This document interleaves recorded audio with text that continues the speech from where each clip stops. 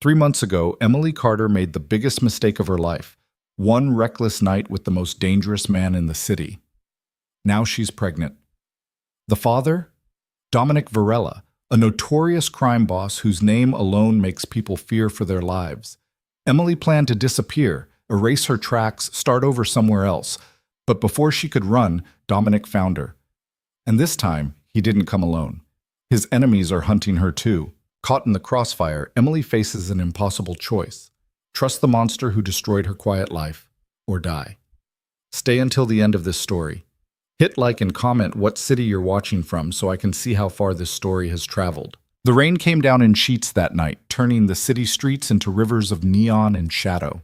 Emily Carter stood under the awning of a closed bookstore, shivering despite her jacket, watching the blurred headlights drift past like ghosts. She'd missed the last bus. Her phone was dead, and the walk home through the east side at this hour was basically begging for trouble. She should have stayed late at the hospital, should have crashed in the break room like she'd done before. But no, she'd wanted her own bed, her own space, away from the fluorescent lights and the smell of disinfectant that clung to her scrubs no matter how many times she washed them. Now she was stuck. A black car pulled up to the curb, sleek and expensive, water streaming off its polished hood. The passenger window rolled down. A man leaned over from the driver's seat, dark eyes catching hers through the rain. "You need a ride?" Emily's first instinct was to say no. She'd lived in this city long enough to know better than to get into cars with strangers. But something about him made her pause. Maybe it was the way he looked at her. Not leering, not predatory, just direct. Like he saw her, really saw her. "I'm fine," she said, though her voice wavered. "You don't look fine." He tilted his head toward the empty street. "Last bus ran 20 minutes ago. You planning to swim home?" She bit her lip. He was right, and the rain wasn't letting up. "I live on Archer Street," she said finally, "near the old factory district." "Get in." She shouldn't have. Every rational part of her brain screamed against it. But Emily was tired. Tired of being invisible, tired of playing it safe, tired of the small, careful life she'd built where nothing ever happened and no one ever noticed her. So she got in. The car smelled like leather and rain. The dashboard glowed soft blue in the darkness. He didn't say anything as he pulled back into traffic, just drove with the kind of easy confidence that came from someone who owned the roads. Emily studied him from the corner of her eye. Late 30s, maybe? Sharp jawline, dark hair pushed back from his forehead, expensive watch. Hands steady on the wheel, scarred knuckles. "I'm Emily," she offered. "Dominic." "Thanks for this. I don't usually—" "I know." She blinked. "You know?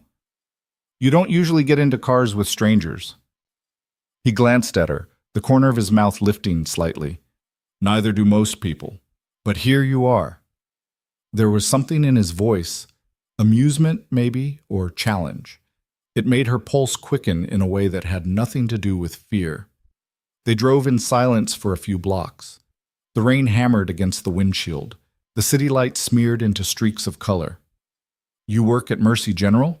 he asked. She stiffened. "How did you bet—" "The scrubs." He nodded toward her bag where the corner of her hospital ID peeked out. "Nurse?" "Yeah. Hard job." "Sometimes." "You like it?" She thought about that. "I like helping people. I like feeling useful. But the hours are brutal and the pay's a joke, and half the time the patients treat you like you're invisible." She stopped, surprised at herself. She never talked like this. Never opened up to anyone, let alone a stranger. "You're not invisible," Dominic said quietly. The words hit her harder than they should have. Emily looked down at her hands, feeling heat creep up her neck. "You live alone?" he asked. "Yeah." "Boyfriend?" "No." "Good." Her eyes snapped to his. "Good?" He smiled, really smiled this time, and it transformed his entire face. "Makes things simpler." "What things?" Instead of answering, he turned down a side street she didn't recognize. Emily's heart kicked against her ribs. "This isn't the way to Archer Street." "I know. Where are you taking me?" "Relax." He pulled into an underground garage beneath a high-rise she'd never noticed before, all glass and steel and money. I want to show you something. Every instinct told her to run, but when he came around and opened her door, when he held out his hand and looked at her like she was the only thing in the world that mattered, Emily took it. The elevator shot upward in silence. Dominic stood close enough that she could feel the heat coming off him, smell the faint scent of his cologne, something dark and woodsy that made her dizzy. "You should probably know," she said, trying to steady her voice. "I don't do this." "Do what?" "This. Whatever this is." "What do you think this is?" She met his eyes. They were almost black in the elevator's dim light, unreadable and intense. "I don't know." "Then stop thinking about it." The elevator doors opened directly into a penthouse apartment. Floor-to-ceiling windows overlooked the city, rain sliding down the glass in silver ribbons. Everything was dark wood and clean lines, expensive without being showy. Dominic shrugged out of his jacket and tossed it over a chair. "You want a drink?" "I should go." "Should you?" Emily stood frozen in the doorway, torn between the smart choice and the reckless one. 3 years she'd spent in this city being careful, being good, being invisible. 3 years of early shifts and ramen dinners and coming home to an empty apartment where no one was waiting. She was so tired of being safe. "Yeah," she heard herself say. "I'll take that drink." What happened next blurred together in her memory later. The whiskey burning down her throat, the conversation that flowed easier than it should have. The way he looked at her like she was dangerous instead of fragile. She told him things she'd never told anyone. About growing up in foster care. About choosing nursing because she wanted to matter to someone. About the loneliness that followed her everywhere like a shadow. He didn't offer platitudes or sympathy. He just listened. And when he kissed her finally, after hours of talking and drinking and circling each other like wary animals, it felt inevitable. Like falling off a cliff she'd been standing on her whole life. His hands were rough and careful at the same time. His mouth tasted like whiskey and rain. And when he pulled her closer, when she felt the hard muscle of his body against hers, Emily stopped thinking entirely. She didn't ask what he did for a living. Didn't ask why he drove a car that cost more than she'd make in 5 years. Didn't ask about the scars on his knuckles or the gun she'd glimpsed under his jacket when he'd tossed it aside. She didn't want to know. For one night, just one, she wanted to be someone else. Someone reckless and alive and unafraid. So when he lifted her up and carried her to the bedroom, when he laid her down on sheets that probably cost more than her rent, when he kissed his way down her body like she was something precious, Emily let herself believe it was real. Let herself believe she could have this. Let herself believe in the lie of it. She woke up alone. The other side of the bed was cold, already empty. Gray morning light filtered through the windows. The rain had stopped, leaving the city washed clean and gleaming. Emily sat up slowly, pulling the sheet around herself. Her head throbbed faintly from the whiskey. Her body ached in unfamiliar places. She found her clothes folded neatly on a chair. Her phone plugged in and charging. A note on the nightstand in sharp, precise handwriting. "Driver downstairs will take you wherever you need to go." That was it. No number. No name. Nothing. Emily dressed quickly, hands shaking slightly. She felt ridiculous, like a character in some cheap romance novel, sneaking out of a stranger's apartment after a one-night stand. This wasn't her. This wasn't something she did. But she'd done it. The driver was waiting in the garage, professional and silent. He drove her home without a word, dropped her at her building, and disappeared back into traffic before she could even thank him. Emily climbed the stairs to her third-floor apartment, let herself in, and stood in the doorway staring at the familiar shabby furniture and peeling paint. Everything looked exactly the same, but she felt different. Like something inside her had shifted and couldn't shift back.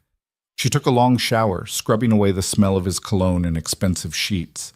Then she made coffee, called in sick to work for the first time in 2 years, and spent the rest of the day trying not to think about Dominic.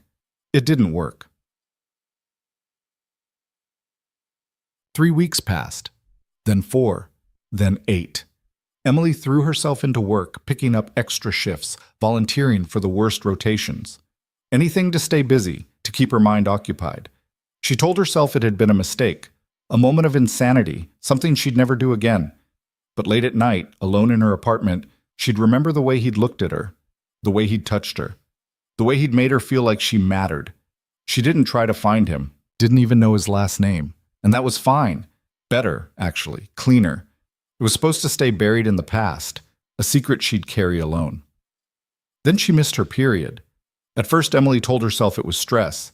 She'd been working doubles, barely sleeping, living on coffee and vending machine food. Her cycle had been irregular before. It didn't mean anything. But when the second month came and went, when the nausea started every morning like clockwork, when her scrubs began to feel tight around her middle, she couldn't deny it anymore. She bought 3 different pregnancy tests from 3 different pharmacies, terrified someone might recognize her. Took them all in the staff bathroom during a break between shifts. All 3 came back positive. Emily stared at the little pink lines, her heart hammering so hard she thought it might break through her ribs. This couldn't be happening. This wasn't possible. Except it was. She was pregnant with Dominic's baby. Dominic, who she'd spent one night with. Dominic, whose last name she didn't know. Dominic, who had disappeared from her life as quickly as he'd entered it. Dominic, who she knew, somehow, instinctively, was dangerous. The panic hit her in waves over the next few days. She'd lie awake at night, staring at the ceiling, running through impossible scenarios. She couldn't have this baby. She couldn't afford it. She barely made enough to cover rent and student loans. And even if money wasn't an issue, how was she supposed to raise a child alone? But every time she thought about the alternative, something in her chest tightened. She'd spent her whole childhood unwanted, shuffled between foster homes, never quite belonging anywhere. The idea of doing that to another person, to her own child, made her feel sick. So she made a decision. She'd keep the baby. But she'd do it somewhere else. Somewhere far from this city, far from the memories of that night, far from any chance of Dominic finding out. Emily started looking at apartments in other states, small towns where the cost of living was lower, where she could start over completely. She requested her transcripts from nursing school, updated her resume, started applying to hospitals in Oregon and Montana and Vermont.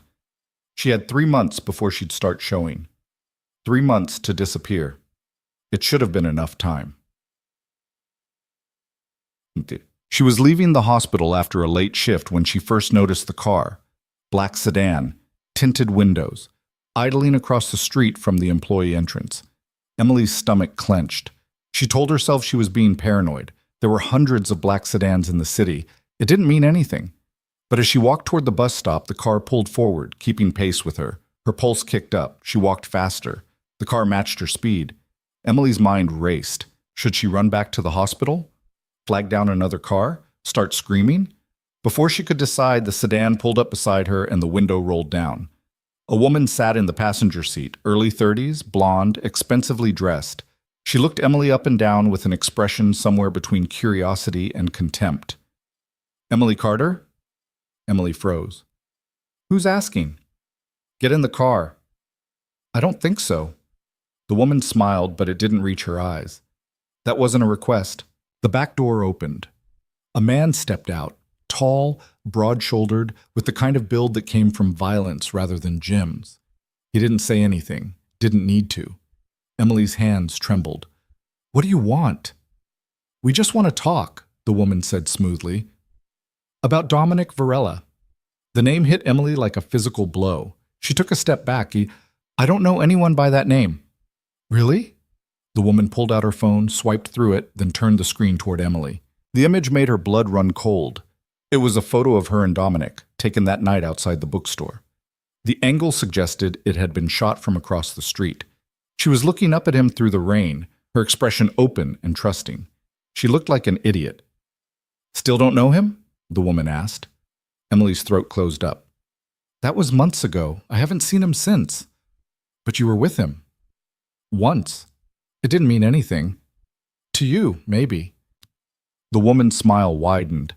"But Dominic doesn't bring women to his apartment. Ever. So when he breaks that pattern, people notice. People wonder why." "I don't know why. I don't know anything about him." "Then you're even more pathetic than I thought." The insult barely registered. Emily was too busy trying to process what she'd just learned. Dominic Varela. She finally had a last name, and apparently that one night had meant something after all, at least enough for people to be tracking her down months later. "What do you want from me?" she asked. "Information. Dominic's been different lately. distracted, making mistakes. We think it has to do with you. That's insane. I haven't talked to him since that night. Maybe not. But you're still a loose end, and Dominic doesn't leave loose ends.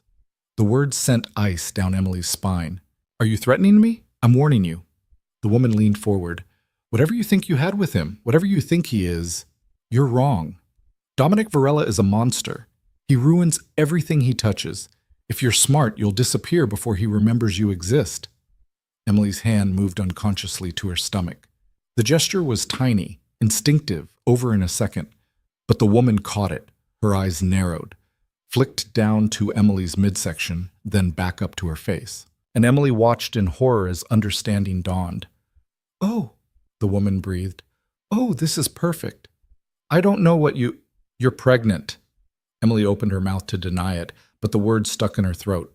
The woman started laughing, a cold, brittle sound. You stupid little girl. You actually thought you could hide this, that no one would find out? Please. Does he know? No. Are you sure? Yes. I haven't talked to him. I was going to leave the city. Too late for that now. The woman pulled out her phone again, typing rapidly. This changes everything. Wait, what are you doing? Calling someone who needs to know his rival just acquired very interesting leverage. The word hit Emily like a slap. Rival. Leverage. She wasn't a person to these people. She was a tool, a weapon, something to be used against Dominic in whatever war he was fighting. Don't, Emily whispered. Please. The baby has everything to do with it. The woman's smile turned vicious. Dominic Varela's weakness, growing inside some nobody nurse? That's worth its weight in gold. The man who'd been standing silently by the car suddenly tensed. His hand went to his jacket. We've got company.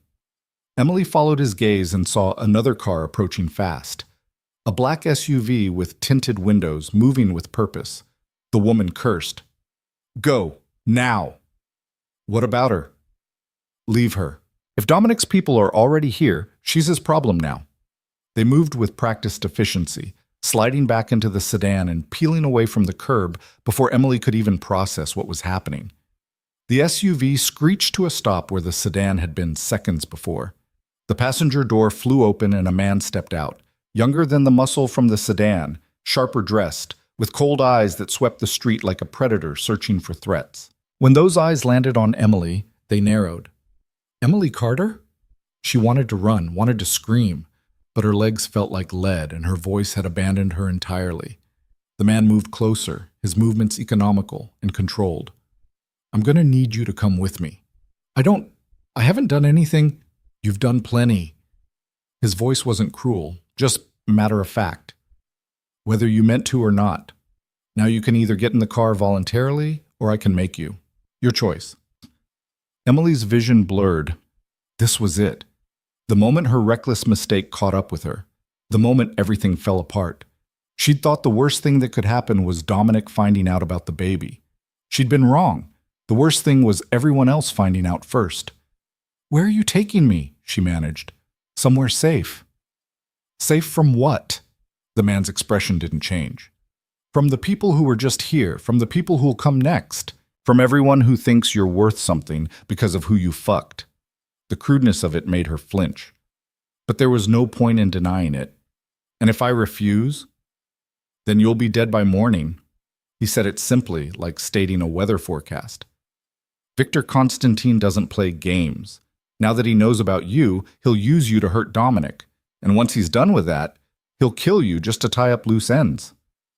I don't know anyone named Victor Constantine. You don't need to. He knows about you. That's enough. Emily's hand went to her stomach again, that same unconscious protective gesture. The man noticed. His eyes flickered with something that might have been surprise. Or pity. It was hard to tell. Jesus Christ, he muttered. He doesn't know, does he? Know what? About the kid. Emily's blood turned to ice. I don't. Save it. I've been doing this long enough to spot a pregnant woman. He ran a hand through his hair, looking genuinely frustrated for the first time. This just got a hell of a lot more complicated. Please, Emily whispered. I'll leave the city. Tonight. You'll never see me again. Just let me go. Can't do that. Why not? Because Dominic would kill me if anything happened to you. And because even if I wanted to let you run, Victor's people would find you before you made it to the state line. He pulled open the back door of the SUV. Last chance. Get in, or take your odds on the street. Emily looked around desperately, searching for an escape route, for someone who might help, for anything. The street was empty. She was alone, just like always, so she got in the car. They drove through the city in silence, taking turns and back streets Emily didn't recognize. The man made several calls in a language she couldn't identify. Russian, maybe, or something close to it. His tone was clipped, professional, giving orders rather than asking questions. Emily sat in the back seat, hands folded over her stomach, trying not to panic, trying not to think about the baby growing inside her, or the danger she'd just pulled them both into, or the fact that she was being kidnapped by criminals because of one stupid mistake. After 20 minutes, they pulled up to a warehouse in an industrial district she'd never been to. The building looked abandoned from the outside. Rusted metal siding, broken windows, weeds growing through cracks in the pavement. But when the man led her inside, Emily saw it had been converted into something else entirely.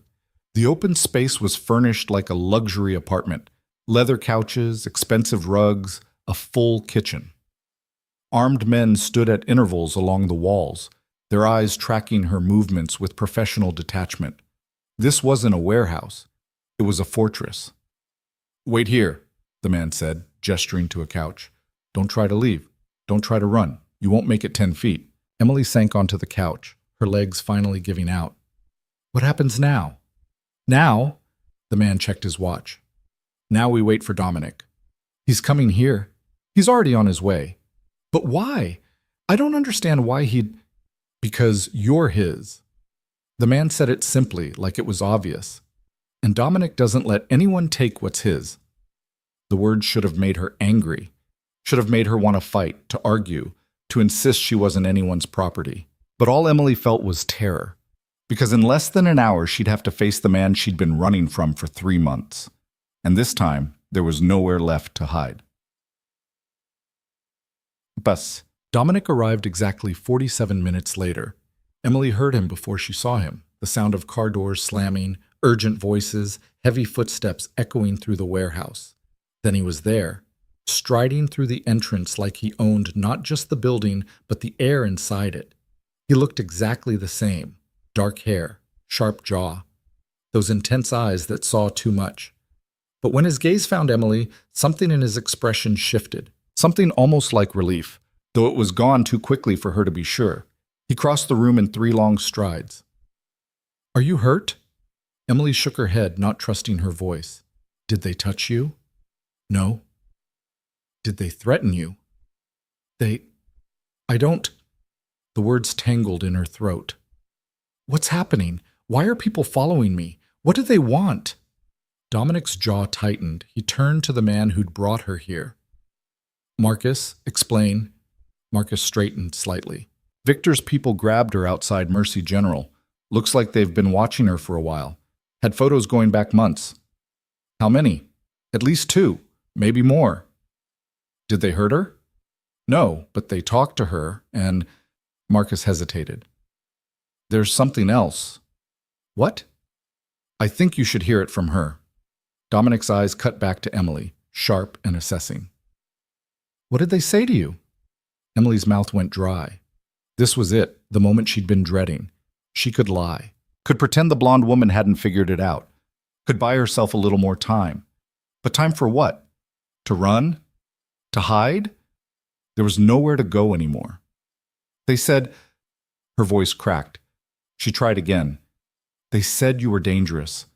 That I should stay away from you. That you'd ruin my life. Smart advice. They also said... Emily forced herself to meet his eyes. They said I was leverage. That people would use me to hurt you. Something dark flickered across Dominic's face. They're not wrong. Why? Because you're a weakness. And in my world, weaknesses get exploited. I don't understand. We spent one night together, months ago. How does that make me... You think one night doesn't matter? Dominic moved closer, his presence overwhelming in the small space. You think I bring random women to my apartment? You think I let just anyone see where I live, who I am? I don't know what you do. Yes, you do. His voice was quiet but sharp. You knew that night. Maybe not the details, but you knew I was someone you should stay away from, and you got in the car anyway. Emily flinched. That was a mistake. Maybe, but it's done now. And because of it, you're marked. Victor knows about you, which means his entire organization knows about you, which means every enemy I have will be looking at you and wondering how they can use you against me. The reality of it crashed over Emily like ice water. So what happens now? Now you stay here. What? Under protection until I can eliminate the threat. For how long? As long as it takes. I have a life, Emily protested. A job. I can't just... Your life, as you knew it, is over. Dominic said it flatly, without sympathy. The moment Victor's people approached you, everything changed. You can accept that and let me protect you, or you can fight it and get yourself killed. Choose. Emily stared at him, her heart pounding. This couldn't be real. This couldn't be happening. I need to use the bathroom, she said finally, because she couldn't think of anything else to say. Dominic gestured to a hallway. Second door on the left. Marcus will wait outside. She stood on shaking legs and walked toward the bathroom, feeling Dominic's eyes on her the entire way. Marcus followed at a respectful distance, taking up position outside the door once she'd stepped inside. Emily locked the door and leaned against the sink, staring at her reflection in the mirror. She looked exactly like what she was, a terrified woman who'd gotten in way over her head. Her hand moved to her stomach. She had to tell him. There was no way around it now. The blonde woman already knew, which meant it was only a matter of time before Dominic found out anyway. Better to control the narrative. Better to tell him herself. But how? I remember that night 3 months ago. Surprise, you're going to be a father. Oh, and by the way, I was planning to disappear and never tell you. He'd lose his mind, or worse, he wouldn't care. Emily splashed cold water on her face, trying to pull herself together. She could do this. She'd survived 26 years of foster care and loneliness and making it on her own. She could survive telling Dominic Varela he'd gotten her pregnant. Probably. She took a deep breath, unlocked the door, and stepped back into the hallway. Marcus looked up from his phone. You good? No, but I need to talk to Dominic. He's on a call. Should be done in... now. I need to talk to him now. Something in her voice must have convinced him, because Marcus nodded and led her back to the main room. Dominic was standing by the windows, phone pressed to his ear, speaking in that same rapid foreign language she'd heard Marcus use earlier. When he saw Emily, he cut the conversation short and hung up. What is it? Emily's courage almost failed her. Almost. We need to talk. Alone. Dominic's eyes narrowed, but he jerked his head toward the others in the room, and they filed out without a word. When the door closed behind them, leaving her alone with Dominic, Emily felt the weight of the moment settle over her like a physical thing. There was no going back after this. Whatever they told you, Dominic said, whatever they threatened you with, I'm pregnant. The words dropped between them like a bomb. Dominic went absolutely still. What? I'm pregnant, 12 weeks. I found out 6 weeks ago. The words came faster now, spilling out in a rush. I wasn't going to tell you. I was going to leave the city, start over somewhere else. I didn't want anything from you. I didn't even know your last name until tonight. But now people are following me and threatening me, and the woman said I was leverage, and I don't know what to do. Stop. Dominic's voice cut through her panic like a blade. Just stop. Emily pressed her lips together, her whole body trembling. Dominic stared at her for a long moment, his expression unreadable. Then he turned and walked to the window, his back to her, hands braced against the frame. The silence stretched so long Emily thought she might scream. Finally, he spoke. Is it mine? The question hurt more than it should have. Yes. You're sure?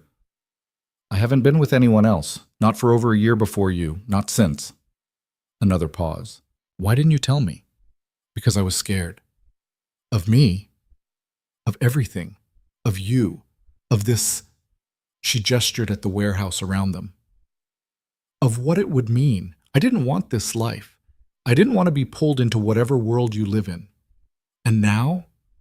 Now I don't have a choice. Dominic turned to face her. His expression was still carefully blank, but something burned behind his eyes. No, you don't. What are you going to do? Keep you alive. He said it simply, like it was the only option that mattered. You and the baby, whatever it takes. And after that we figure it out. It wasn't a promise, wasn't a commitment, but it was something. Emily wrapped her arms around herself, suddenly cold despite the warmth of the room.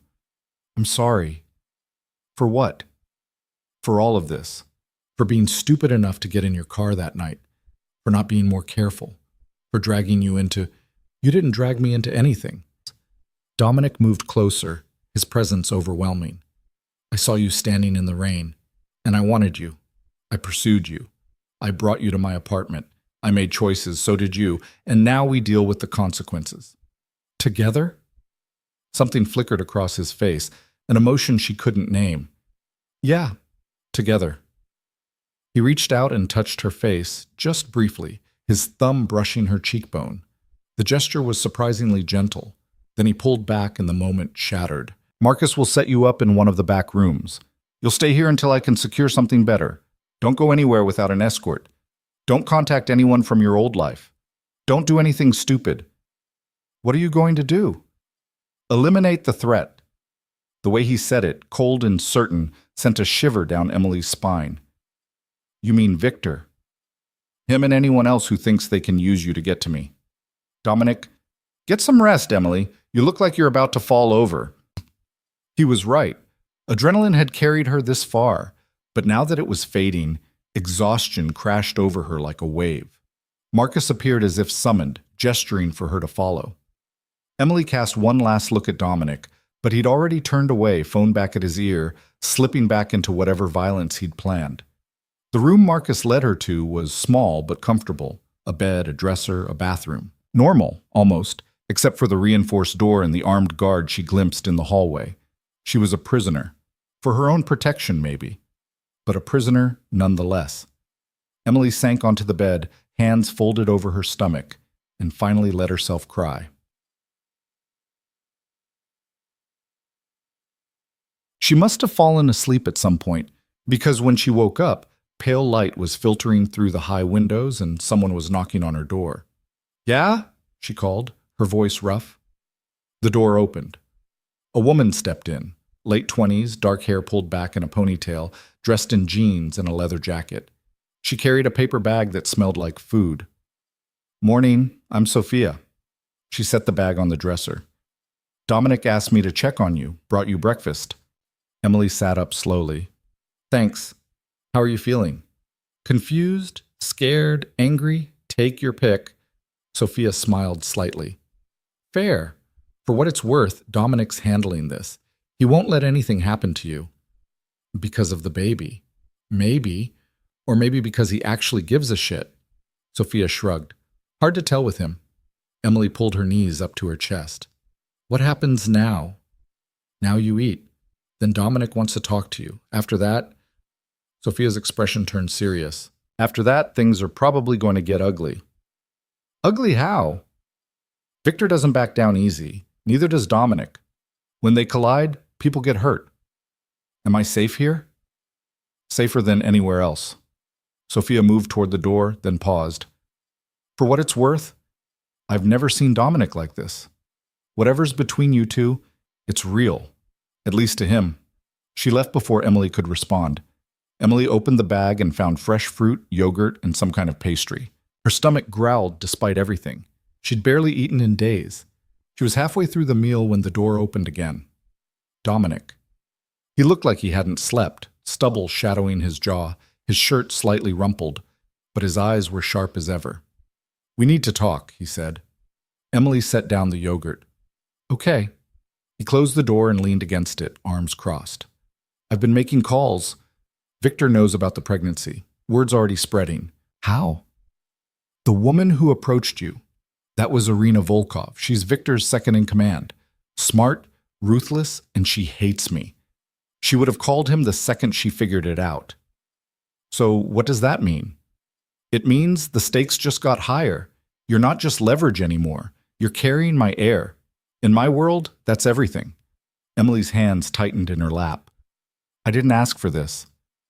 Neither did I, but here we are. Dominic pushed off the door and moved closer. I need to know if you're planning to keep it. The question made her chest ache. I don't know. I haven't decided. Decide now. I can't just, yes, you can. His voice hardened. Because if you're keeping it, I need to plan accordingly. And if you're not, I need to know that too. Emily stared at him, anger flaring through the fear. You don't get to make that decision. I'm not trying to, but I need to know what I'm protecting. Well, what if I said I wasn't keeping it? Would you stop caring what happens to me? No. The answer came so quickly, so certainly, that it stole her breath. But I'd handle things differently, Dominic continued. Right now, every move I make has to account for not just your safety, but the baby's. If that changes, the strategy changes. You sound like you're planning a war. I am. Emily stood, pacing the small room. This is insane. All of this? It's insane. I'm a nurse. I work 60-hour weeks and eat ramen for dinner and worry about student loans. I'm not built for this. Neither was I, once. She turned to face him. What's that supposed to mean? It means people adapt. You think I wanted this life? You think I chose to be what I am? His expression was grim. I didn't, but I survived it, and I'll help you survive it too. Why? Because of the baby? Because you matter. He said it quietly, but there was steel underneath. Baby or not, you matter, and I don't let people hurt what matters to me. The words should have comforted her. Instead, they terrified her, because she heard what he wasn't saying, that she'd become his responsibility, his burden, his problem to solve. And in Dominic's world, problems got solved with violence. I want to keep it, she heard herself say. The baby. I want to keep it. Dominic's expression didn't change, but something in his posture shifted, settled. Okay, he said, then we plan for that. What kind of plan? The kind that keeps you both alive. He pulled out his phone and made a call, speaking in that same rapid foreign language. When he hung up, he turned back to Emily. Pack whatever you need. We're moving you somewhere more secure. Where? You'll see when we get there. Dominic, trust me. The words hung between them. Trust. Such a small word for such an impossible thing. But what choice did Emily have? She was 3 months pregnant, being hunted by criminals, trapped in a warehouse with armed guards, and the only person standing between her and death was the man who'd gotten her into this mess in the first place. Trust was all she had left, so she nodded, and prayed she wouldn't regret it. The safe house turned out to be a compound in the hills outside the city, surrounded by stone walls and iron gates that looked like they could withstand a siege. Emily watched through the car window as they approached, her stomach churning with a mixture of nausea and dread. Marcus drove while Dominic sat beside her in the back, his phone constantly buzzing with messages he'd read and delete without comment.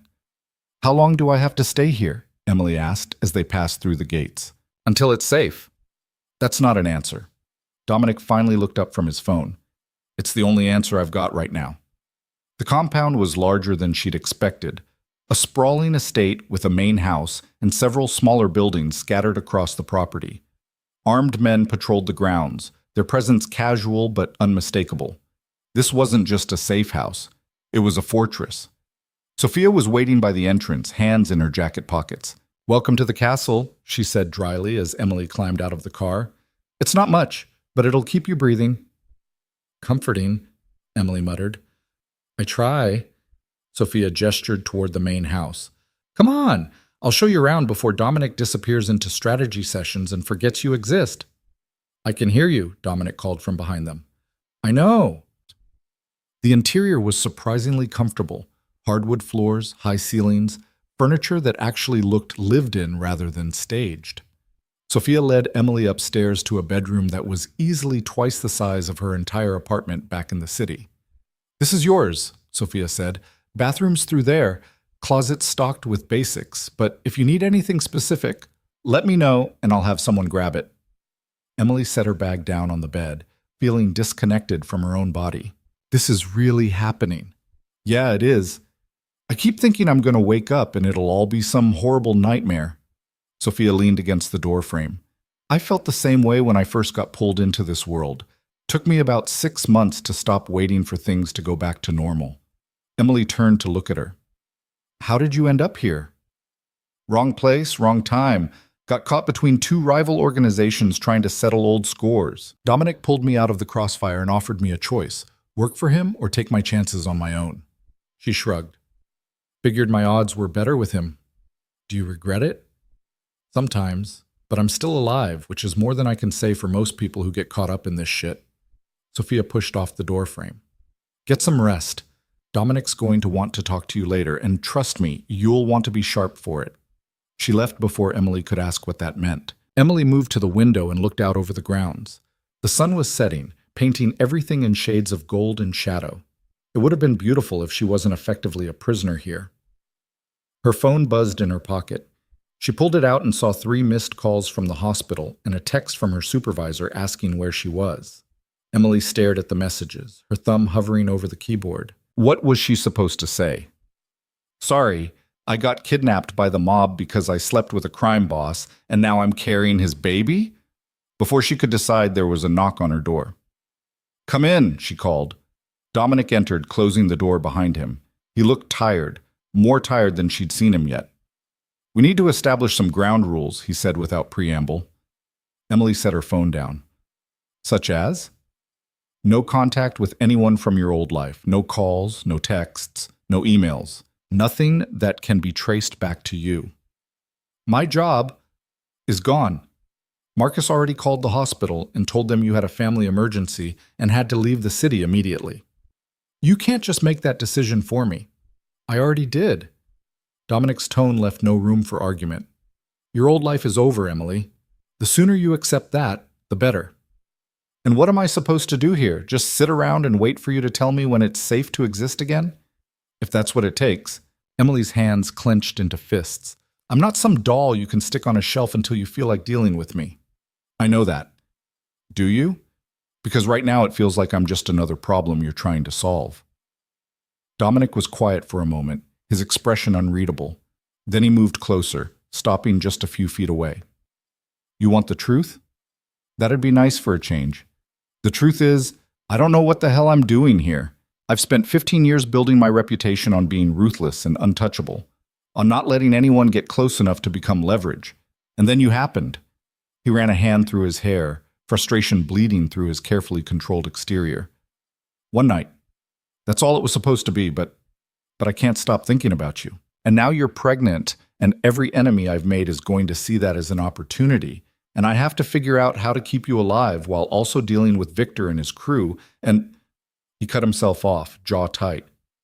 Emily's anger deflated slightly. You're scared. I don't get scared. Bullshit. You're terrified. I can see it. Dominic's eyes met hers, and for just a second his mask slipped. Yeah, I am. The admission hung between them, raw and honest. So what do we do? Emily asked quietly. We survive. That's all we can do right now. He moved to the door, then paused. Get some sleep. Tomorrow's going to be a long day. Dominic? He turned back.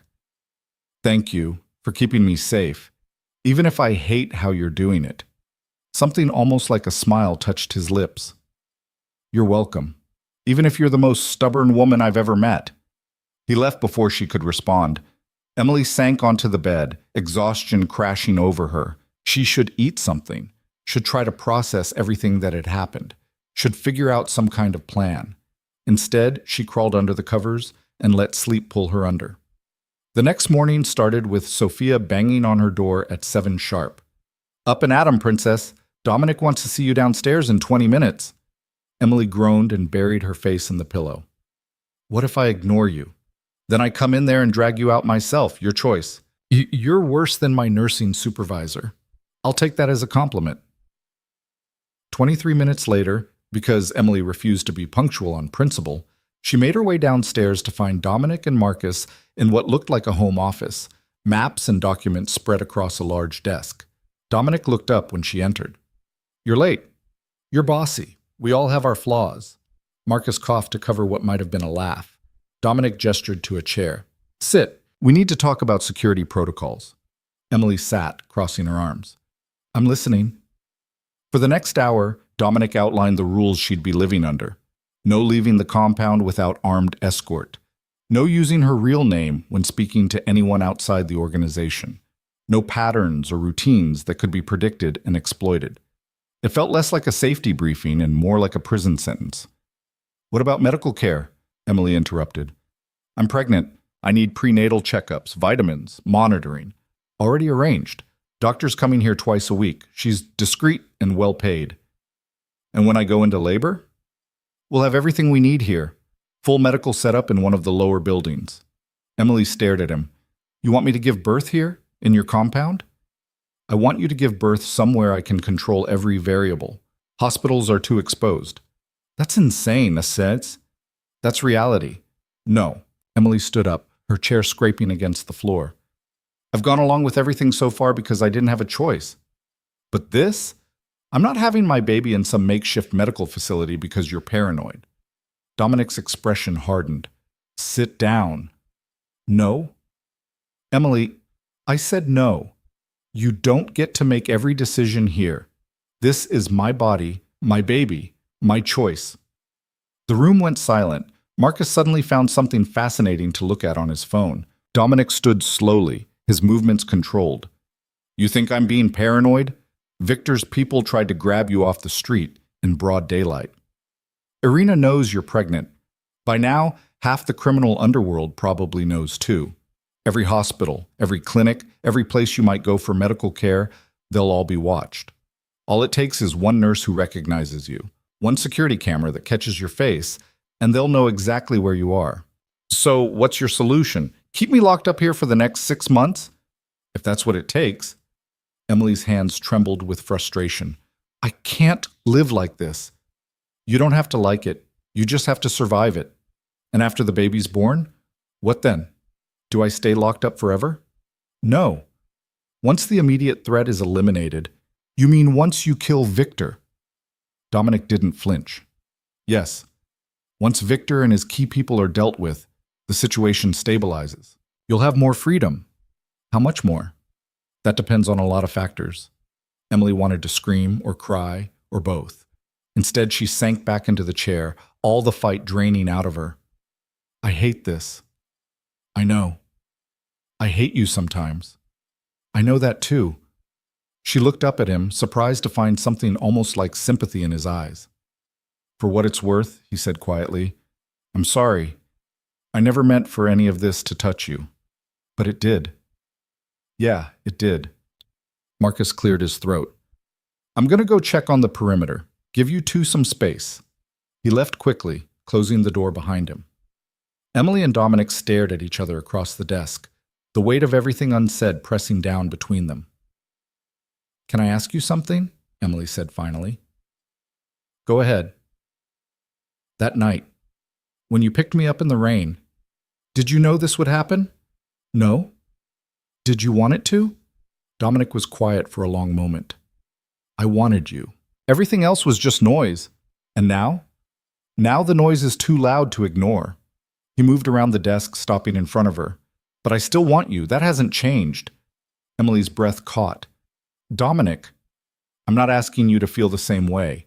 I know this isn't what you signed up for, but I need you to understand something. He crouched down so they were eye level. I will burn this entire city to the ground before I let anyone hurt you or that baby. That's not a threat or a promise. It's just a fact. The intensity in his voice, in his eyes, sent shivers down her spine. This was who he really was. Not the controlled businessman or the careful strategist, but something raw and dangerous underneath. That scares me, she whispered. It should. But it also... She stopped, not sure how to finish the sentence. It also what? It also makes me feel safer than I've felt in a long time. Dominic's expression softened slightly. His hand came up, hesitating just before touching her face. Can I? Emily nodded. His palm was warm against her cheek, his thumb brushing away a tear she hadn't realized had fallen. The gesture was so gentle, so at odds with everything else about him, that it broke something loose in her chest. I don't know how to do this, she admitted. Neither do I. We're a mess. Yeah, we are. He stood, pulling her up with him. For a moment they just stood there, close enough to touch, but not quite touching. The air between them charged with possibility and danger. Then his phone buzzed, shattering the moment. Dominic stepped back, checking the message. His expression darkened. I have to go. What's wrong? Victor's making a move. I need to respond. Fear shot through her. Is it about me? Everything's about you now. He headed for the door, then stopped.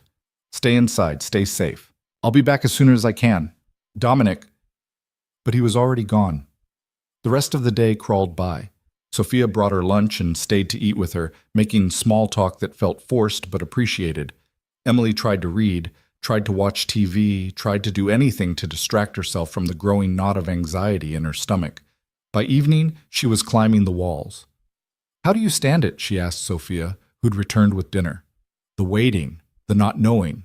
You get used to it, sort of. Sophia set down a tray with pasta and salad. Eat. The baby needs fuel. Emily picked at the food without much appetite. Is he in danger right now? Dominic? He's always in danger. That's just the life. Comforting. You want comfort, you picked the wrong guy to knock you up. Despite everything, Emily laughed. I didn't exactly plan this. No one ever does. Sophia settled into a chair across from her. Can I give you some advice? Sure. Stop trying to make sense of it. This world, Dominic's world, it doesn't run on normal logic. The rules are different. The stakes are higher. And the sooner you stop comparing it to your old life, the easier it gets. I don't want to get used to this. I know, but you will anyway, because the alternative is breaking, and you don't strike me as someone who breaks easy. Emily thought about that, about all the foster homes she'd survived, all the nights she'd cried herself to sleep wondering why no one wanted her, all the years she'd spent building a life out of nothing because no one else was going to do it for her. Sophia was right. She didn't break easy. Thank you, Emily said quietly. For what? For being kind. You didn't have to be. Sophia shrugged. We girls gotta stick together in this testosterone-fueled nightmare. They ate in companionable silence after that, and Emily felt some of the tension in her shoulders ease. Dominic didn't return that night, or the next morning. By the afternoon of the second day, Emily's anxiety had morphed into something darker. She paced her room, ignoring Sophia's attempts to distract her, her mind spinning through increasingly terrible scenarios. What if something had happened to him? What if Victor had... She cut off that thought before it could finish. She was standing at her window, staring out at nothing, when she heard the sound of cars approaching. Her heart leaped. She pressed closer to the glass, watching as 3 black SUVs pulled through the gates. The first vehicle stopped near the main house. The door opened and Dominic stepped out, alive and whole, and covered in blood. Emily's hand flew to her mouth. She was moving before she realized it, racing down the stairs and out the front door despite every rule Dominic had laid out. He looked up as she burst outside, surprise flickering across his face. Emily, what are you... You're bleeding, she gasped, reaching him in 3 quick strides. Her hands hovered over his chest, his arms, not sure where to touch. Where are you hurt? I'm fine. You are not fine. There's blood all over you. It's not mine. Emily froze. Her eyes traveled from the dark stains on his shirt up to his face, searching for signs of injury. His expression was calm, almost eerily so. Not yours, she repeated slowly. No. The implication hit her like a physical blow. She stepped back, her stomach churning. Whose is it? Dominic's jaw tightened. People who won't be a problem anymore. You killed them. Yes. Emily's vision swam. She knew what he was, knew what he did, but knowing it in abstract was different from seeing the evidence splattered across his clothes. How many? She heard herself ask. Does it matter? Yes. Dominic studied her for a long moment. 4. Victor's lieutenants. They were planning to hit one of my supply routes, use it as leverage to draw me out.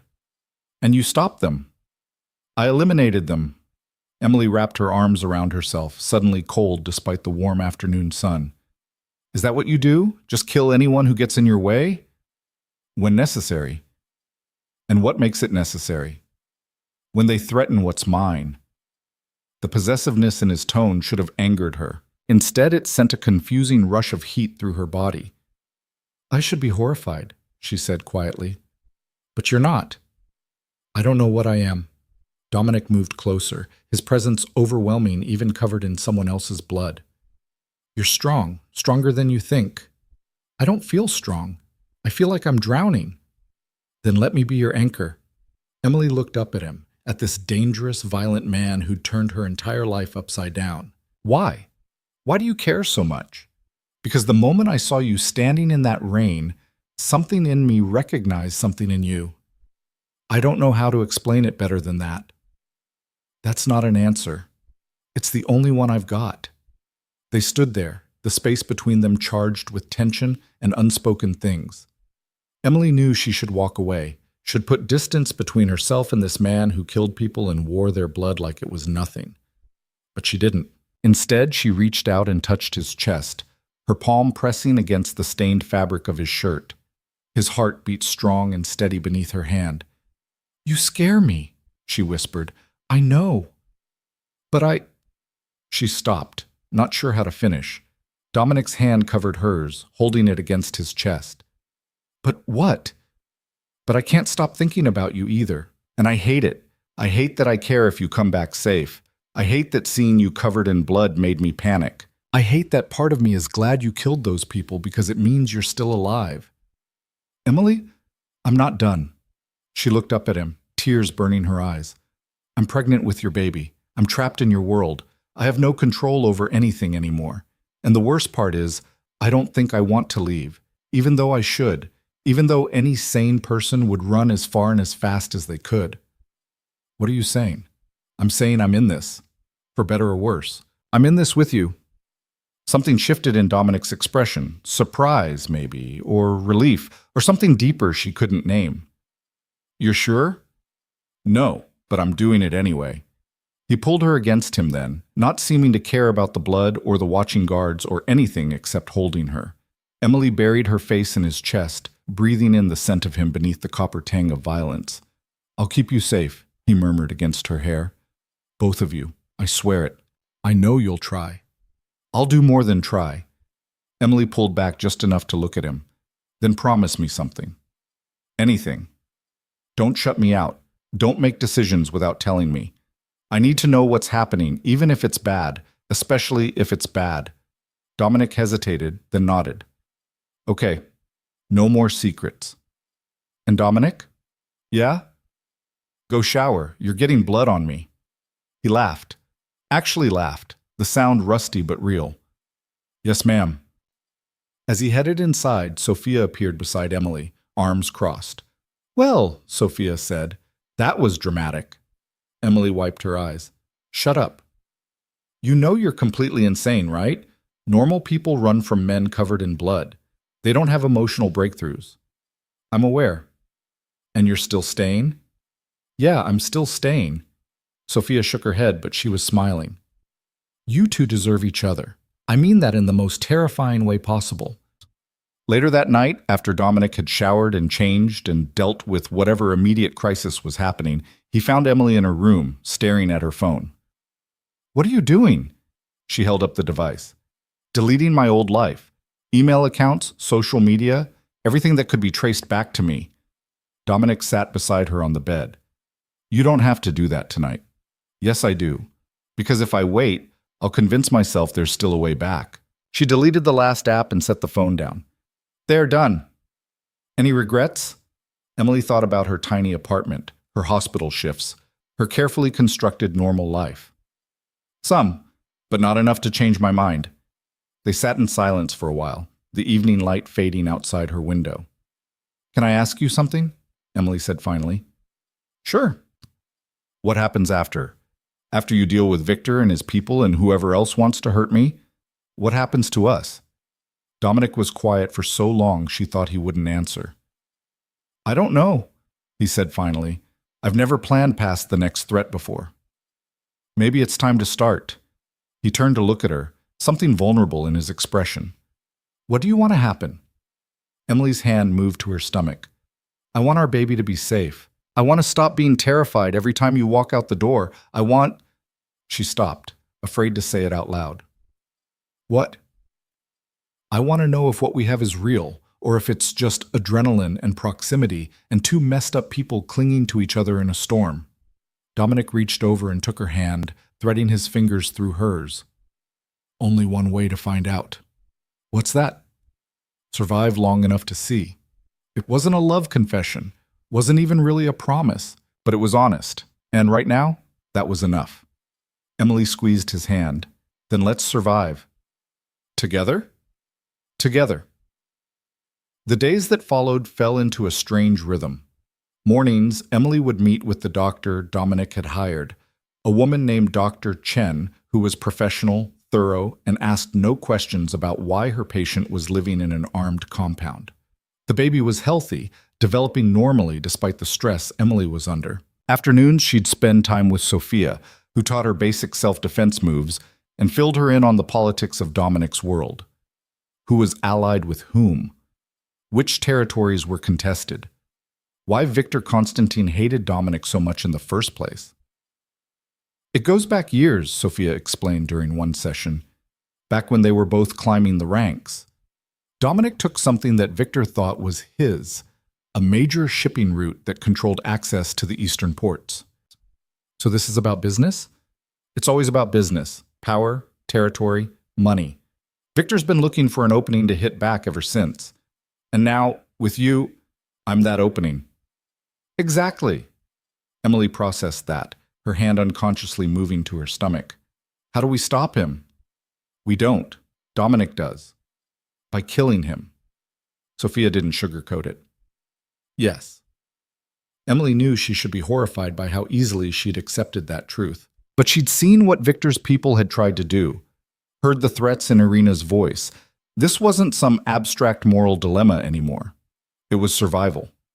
Evenings belonged to Dominic when he'd return from whatever battles he was fighting and find her. Sometimes they'd talk. Sometimes they'd just sit in silence. Sometimes he'd tell her about his day, editing out the worst parts but giving her enough that she felt included. And sometimes, late at night when the compound was quiet, he'd come to her room and they'd find comfort in each other's arms. Not sex, not yet. Just holding each other in the dark. Two damaged people trying to build something solid out of broken pieces. 3 weeks into her stay at the compound, everything changed. Emily woke to the sound of gunfire. She bolted upright, heart racing, as more shots echoed from somewhere outside. Shouts followed, then the distinctive sound of breaking glass. Her door burst open. Sophia stood there, gun in hand, her expression grim. Get up. We need to move. Now. What's happening? Victor's people found us. They're hitting the compound. Emily's blood turned to ice.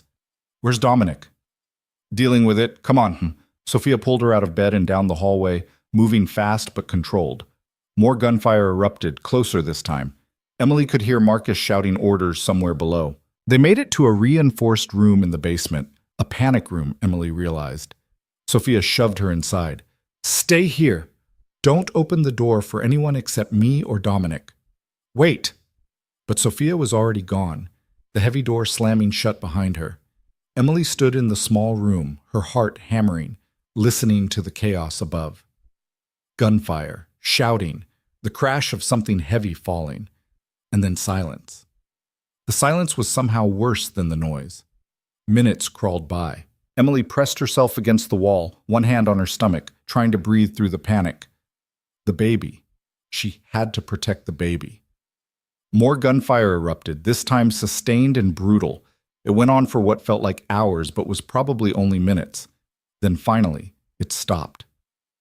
Emily waited, straining to hear anything. Footsteps, voices, signs of life. Nothing. She was about to risk opening the door when she heard footsteps approaching. Heavy, purposeful. A knock. Emily, it's me. Open up. Dominic's voice. Emily sagged with relief and scrambled to unlock the door. It swung open and there he was, alive but bleeding from a cut above his eye, his gun still in his hand. Are you hurt? He asked immediately. No. Are you? Nothing serious. He pulled her against him, holding her tight for just a moment before releasing her. We need to move. The compound's compromised. We're relocating. Where? Somewhere they'll never find you. What about... Marcus is coordinating cleanup. Sophia's securing the vehicles. We leave in 5 minutes. He led her upstairs through hallways littered with broken glass and bullet holes. Emily tried not to look at the bodies, tried not to count them, tried not to wonder who they'd been or if Dominic had killed them personally. Outside, 3 SUVs waited, engines running. Dawn was just breaking, painting the sky in shades of blood and gold. Dominic helped her into the middle vehicle, then slid in beside her. Marcus took the driver's seat. Sophia appeared from the house, gave a sharp nod, and climbed into the lead car. As they pulled through the gates, Emily looked back at the compound. Smoke rose from one of the buildings. Armed men were loading bodies into a truck. 3 weeks.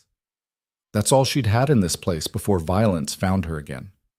How did they find us? She asked quietly. Dominic's expression was granite hard. Someone talked. I'm handling it. Handling it how? You don't want to know. Emily turned to face him. I told you not to shut me out. He met her eyes. Fine. Someone on my security team sold information to Victor, gave him our location, our routines, everything. Marcus is tracking them down now. When he finds them, I'll kill them myself. The casual way he said it should have shocked her. Instead, Emily just felt numb. Where are we going? She asked. A cabin. Remote. Off the grid. No one knows about it except the people in these cars. For how long? Until I end this. Emily leaned back against the seat, exhaustion crashing over her. I'm tired of running. I know. When does it stop? Dominic's hand found hers in the space between them. Soon, I promise. Victor made a mistake coming after you directly. Now I have justification to respond with everything I've got. You mean war? I mean ending this once and for all.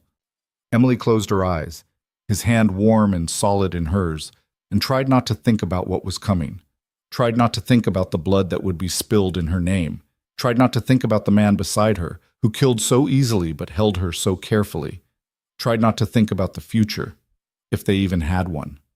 The SUV sped through the early morning streets, leaving the city behind, carrying her toward whatever came next. The cabin sat at the end of a dirt road that wound through dense forest for miles, surrounded by nothing but trees and silence. Emily stepped out of the SUV into air so clean it almost hurt to breathe after months in the city. No sirens, no car horns, just wind moving through pine branches and the distant call of birds she couldn't name. This is it? She asked, staring at the rustic structure that looked like it had been built decades ago. This is it, Dominic confirmed, scanning the perimeter with sharp eyes. 2 bedrooms, running water, generator for power, everything we need. It looks like a serial killer's hideout. Sophia snorted as she hauled a bag from the trunk. Trust me, the serial killers wish they had a place this nice. Marcus was already doing a security sweep, checking windows and sightlines with practiced efficiency. Emily watched him move, wondering how many times he'd done this before. How many people Dominic had hidden away in places like this? How many of them had survived? Come on, Dominic said, his hand at the small of her back. Let's get you inside. The interior was better than the exterior suggested. Clean hardwood floors, a stone fireplace, furniture that was simple but solid. Someone had stocked the kitchen recently. Someone had made sure the place was ready. How long have you owned this? Emily asked, running her hand along the back of a worn leather couch. I don't own it. It belongs to someone who owed me a favor. Dominic set her bag down near the hallway. No paper trail, no connection to me or my businesses. As far as anyone knows, this place doesn't exist. Comforting. It's safe. That's what matters. Sophia appeared in the doorway. Perimeter's clear. Marcus is setting up motion sensors on the access road. Anyone comes within a mile will know. Good. Dominic turned to Emily. You should rest. It's been a long night. I'm not tired. You're exhausted. I can see it. Emily wanted to argue, but her body betrayed her with a jaw-cracking yawn. Fine. But I want answers when I wake up. Real ones. You'll get them. She let him lead her to one of the bedrooms, a small space with a window overlooking the forest, and a bed that looked surprisingly comfortable. The moment her head hit the pillow, sleep dragged her under like a riptide. When Emily woke, afternoon light was slanting through the window and voices drifted from somewhere in the cabin. She sat up slowly, her body stiff from the car ride and the adrenaline crash. Her hand moved automatically to her stomach. "Still there," she murmured to the baby. "Still safe. For now." She found Dominic, Marcus, and Sophia gathered around the kitchen table, maps and photographs spread across the surface. They looked up when she entered, their conversation cutting off abruptly. "Don't stop on my account," Emily said, moving to the coffee maker. "I assume you're planning how to kill Victor." Silence. She poured herself a cup, decaf, because apparently Sophia had thought of everything, and turned to face them. "I meant what I said before. No more secrets. So either include me or tell me to leave the room. But don't just stop talking like I'm a child who can't handle it." Dominic studied her for a long moment. Then he gestured to an empty chair. "Sit." Emily sat. "Victor's consolidated his forces," Marcus said, pointing to marks on the map. "After the compound raid, he's expecting retaliation. He's pulled back to his main stronghold here." His finger tapped a section of the city's industrial district, "and fortified it. Getting to him won't be easy." "Define not easy," Emily said. "Suicide mission for anyone without serious resources and planning." Sophia leaned back in her chair, which is exactly why Dominic's been on the phone all morning calling in favors. Dominic's expression was unreadable. "I'm assembling a team, people I trust, people who owe me or hate Victor enough to take the risk." "When?" Emily asked. 3 days, maybe 4. I need time to coordinate." "And what am I supposed to do while you're coordinating?" "Stay here. Stay safe." Emily's hands tightened around her coffee mug. "That's not an answer." "It's the only answer you're getting." "Bullshit." She stood, anger flaring hot in her chest. "You promised no more secrets. You promised to include me." "I am including you. I'm telling you the plan. You're telling me the parts you think I can handle. There's a difference." Dominic stood too, his presence filling the small kitchen. "What do you want me to say, Emily? That this is dangerous? That people are going to die? That I might not come back?" "Yes. Say that. Say the truth instead of trying to protect me from it." "Fine. The truth is, I'm planning to hit Victor's stronghold with overwhelming force. I'm going to kill him and everyone loyal to him. It's going to be brutal and bloody, and there's a very real chance I'll die in the process." His voice was flat, matter-of-fact. "There's your truth. Feel better?" Emily's throat tightened. "No. I didn't think so." They stared at each other across the table, the air crackling with tension. Marcus cleared his throat. "I'm going to go check the perimeter. Sophia, you want to help?" "Yep, definitely." Sophia practically bolted for the door. When they were alone, Emily sank back into her chair. "I hate when you do that." "Do what?" "Shut down. Go all cold and distant, like you don't feel anything."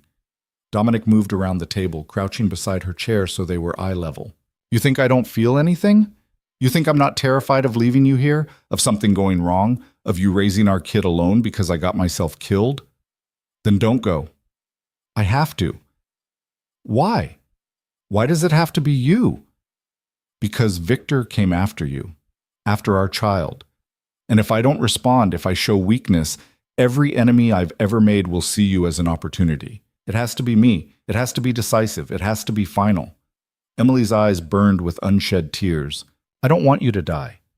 "I don't plan to. Plans change." "Not this one." He took her hand, his thumb tracing circles on her palm. "I've been preparing for this fight my whole life. Victor's smart, but he's predictable. He thinks I'll come at him the obvious way. I won't." "How will you come at him?" Dominic's smile was sharp and cold. "However he least expects." They spent the rest of the afternoon in careful avoidance, circling each other like wary animals. Emily tried to read, gave up, tried to nap, gave up on that too. Finally, she found herself standing on the cabin's small porch, watching the sun sink behind the mountains. Dominic joined her after a while, 2 glasses of water in his hands. He offered her one. "Thanks," she said. They drank in silence, the evening air cool against their skin. "Can I tell you something?" Emily said finally. Always. I've never relied on anyone before. Not really. From the time I was a kid, I learned that the only person I could count on was myself. She stared out at the darkening forest. And now here I am, completely dependent on you for everything. My safety, my future, my child's future. I hate it. But I also... She stopped, searching for the right words. You also what? I also don't hate it as much as I should. And that terrifies me more than anything Victor could do. Dominic set his glass down on the porch railing. You think you're the only one who's terrified? You don't seem scared of anything. I'm scared of failing you, of our kid growing up without a father because I was too arrogant or too reckless or just not good enough. His voice roughened. I'm scared that even if I win, even if I eliminate every threat, I'll still be too damaged to give you what you deserve. Emily turned to look at him. What do you think I deserve? Better than me. That's not your call to make, isn't it? No. She moved closer, her hand finding his. I'm not some fragile thing that needs to be handled carefully. I'm a grown woman who's made her choices, and I choose this. I choose you, damage and all. Dominic's fingers tightened around hers. Even knowing what I am, what I've done, I'm not naive enough to think you're a good man, but I also don't think you're a monster. She reached up, her free hand touching his face. You're just a man trying to survive in a world that doesn't forgive mistakes. Same as me. He leaned into her touch, his eyes closing briefly. I don't deserve you. Probably not, but you're stuck with me anyway. When he kissed her, it was different from that first night. Less desperate, more certain, like they were claiming something instead of just taking it. Emily kissed him back, pouring all her fear and hope and stubborn determination into it. They broke apart slowly, foreheads touching. 3 days, Dominic murmured. Give me 3 days to handle this. Then we can figure out everything else. Promise you'll come back. I promise I'll try. That's not good enough. It's all I've got. Emily pulled back just enough to meet his eyes. Then make it enough. Be better. Be smarter. Be whoever you need to be to survive this, because I'm not raising this baby alone. Something fierce lit in Dominic's expression. I'll come back, whatever it takes. Swear it. I swear. That night, Emily lay in bed staring at the ceiling, listening to the unfamiliar sounds of the forest outside her window. She could hear Dominic moving around in the other room, making calls in low tones, coordinating his war. She should sleep, should rest while she could. Instead, her mind spun through scenarios, each one worse than the last. Around midnight, her door opened quietly. Dominic stood silhouetted in the doorway. Can't sleep? He asked. No. Me neither. He crossed the room and sat on the edge of her bed. Emily shifted over to make room. Talk to me, she said. Tell me something real.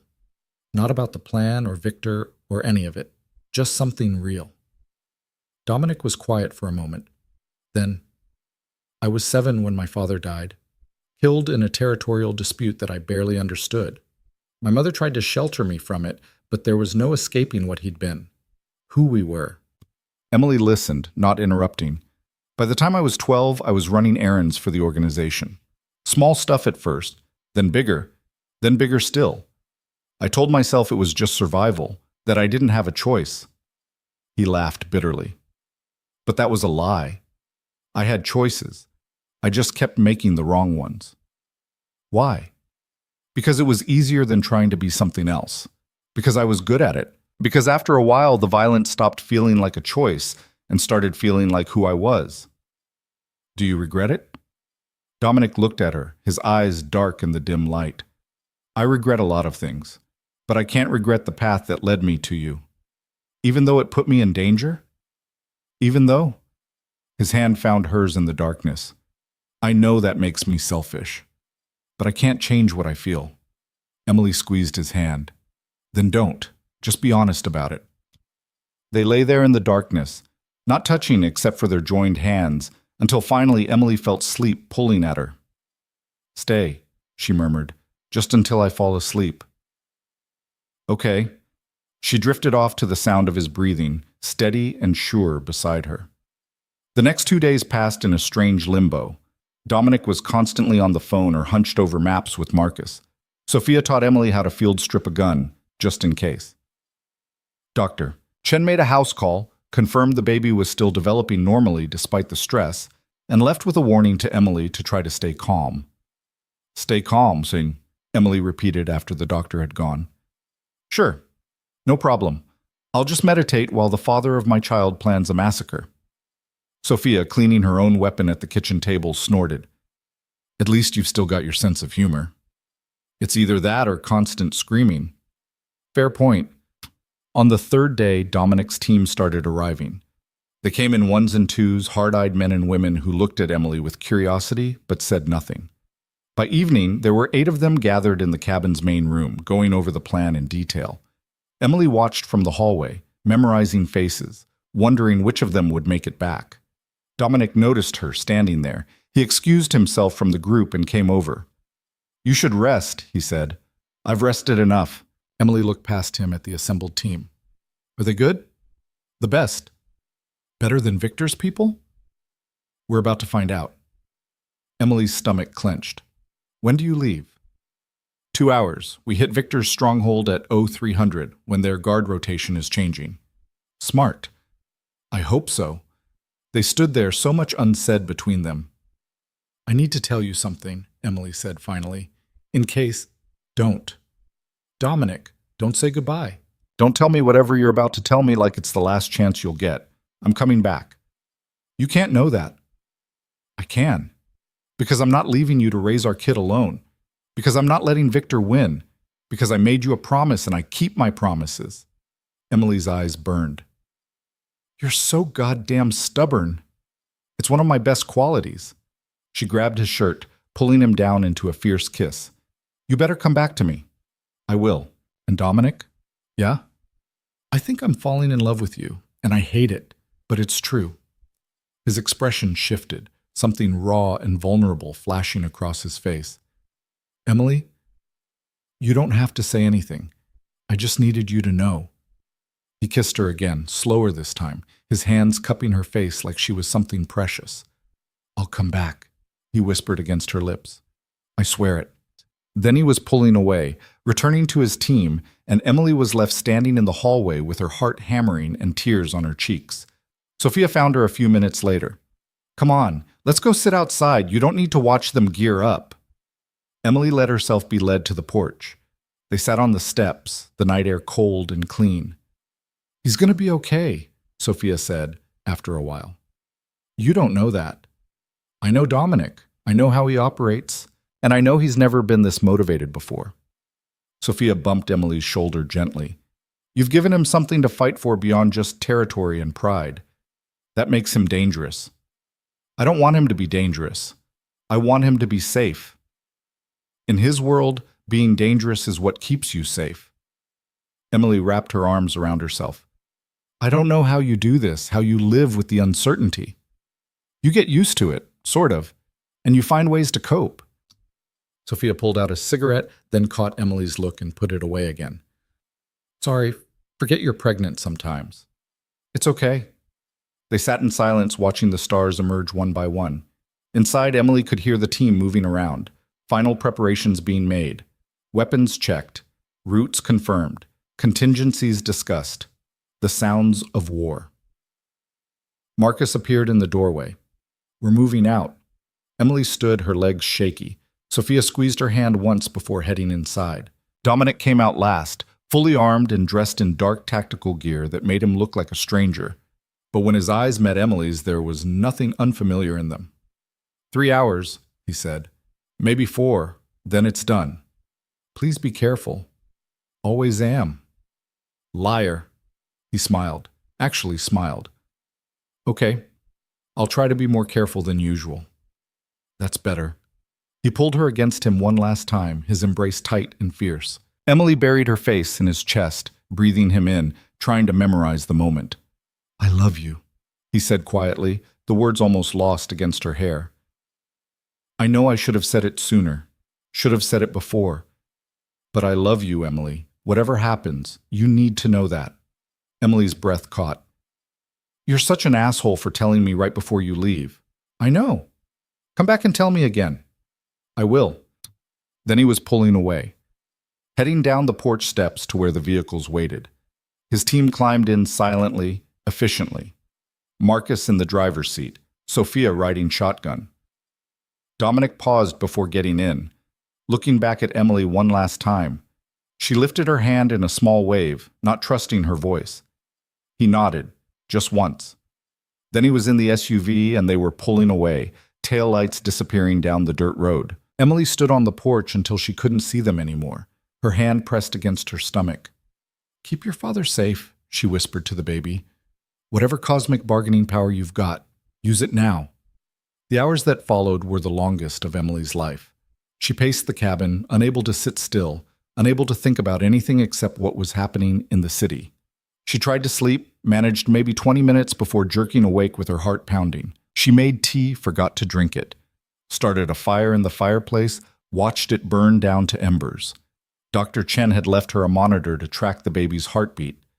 Emily pulled it out, needing to hear that steady rhythm, needing proof that something was still okay, even while everything else hung in the balance. The heartbeat filled the quiet cabin, strong, sure, oblivious to the violence being committed in its name.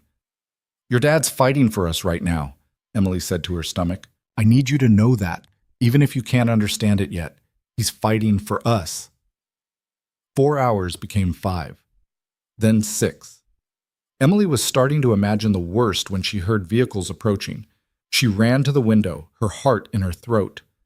2 SUVs, not 3. Her stomach dropped. The vehicles pulled up to the cabin. Doors opened. Marcus climbed out first, his face grim and blood-splattered. Sophia next, favoring her left side. Then Dominic. He was alive, whole, moving under his own power. Emily didn't remember running outside, didn't remember crossing the distance between them. 1 second she was at the window, and the next she was in his arms, his blood-stained tactical vest rough against her cheek. You came back, she gasped. I promised. She pulled back just enough to look at him.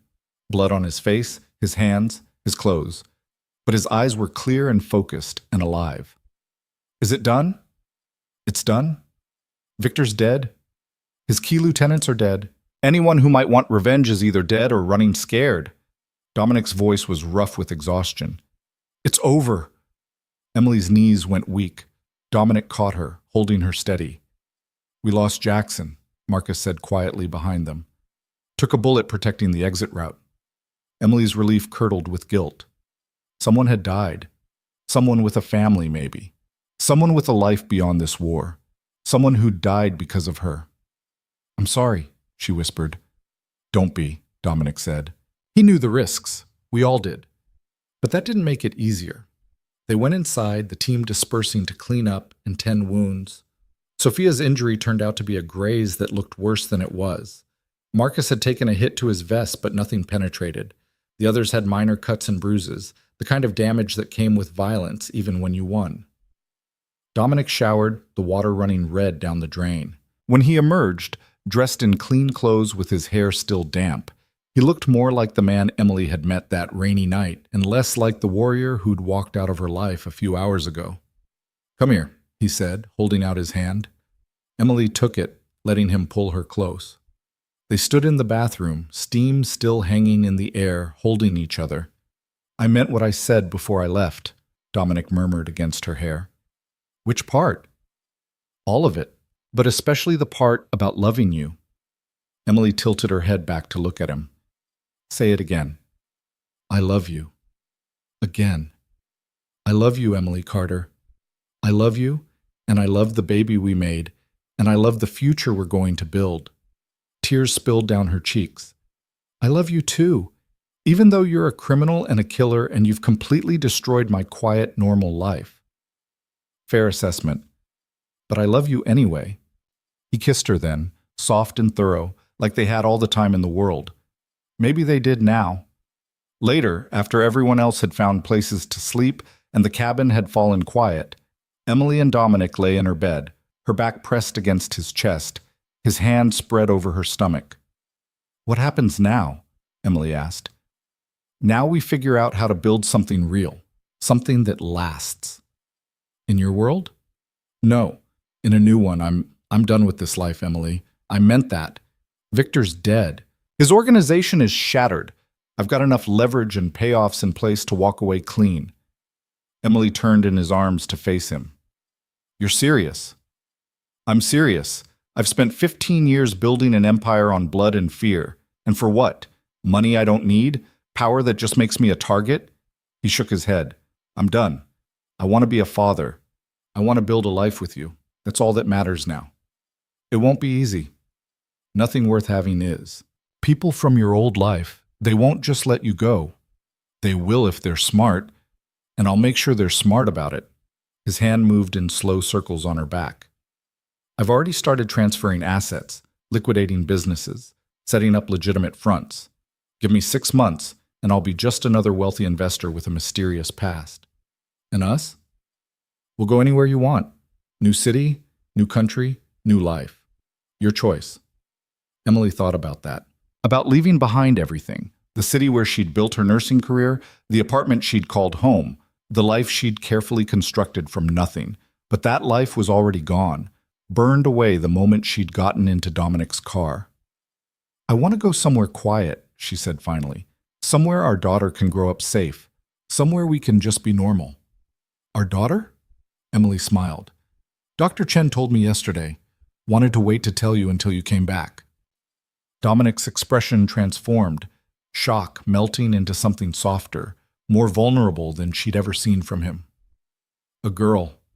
Yeah. I'm going to have a daughter. We're going to have a daughter. He pulled her closer, his face buried in her hair. Emily felt him shaking and realized with shock that he was crying, silent tears that he'd probably never let anyone else see.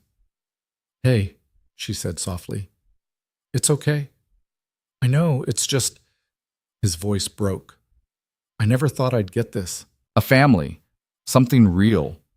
Well, you've got it now, so don't screw it up. He laughed through the tears. I'll do my best. They lay there in the darkness, holding each other, two broken people who'd somehow found a way to fit their jagged pieces together. Tomorrow would bring new challenges. Logistics to manage, lives to rebuild, a future to construct from scratch. But tonight, they had this. Safety and love and the promise of more. For the first time in 3 months, Emily let herself believe they might actually make it. The morning after Victor's death, Emily woke to find the other side of the bed empty, but still warm.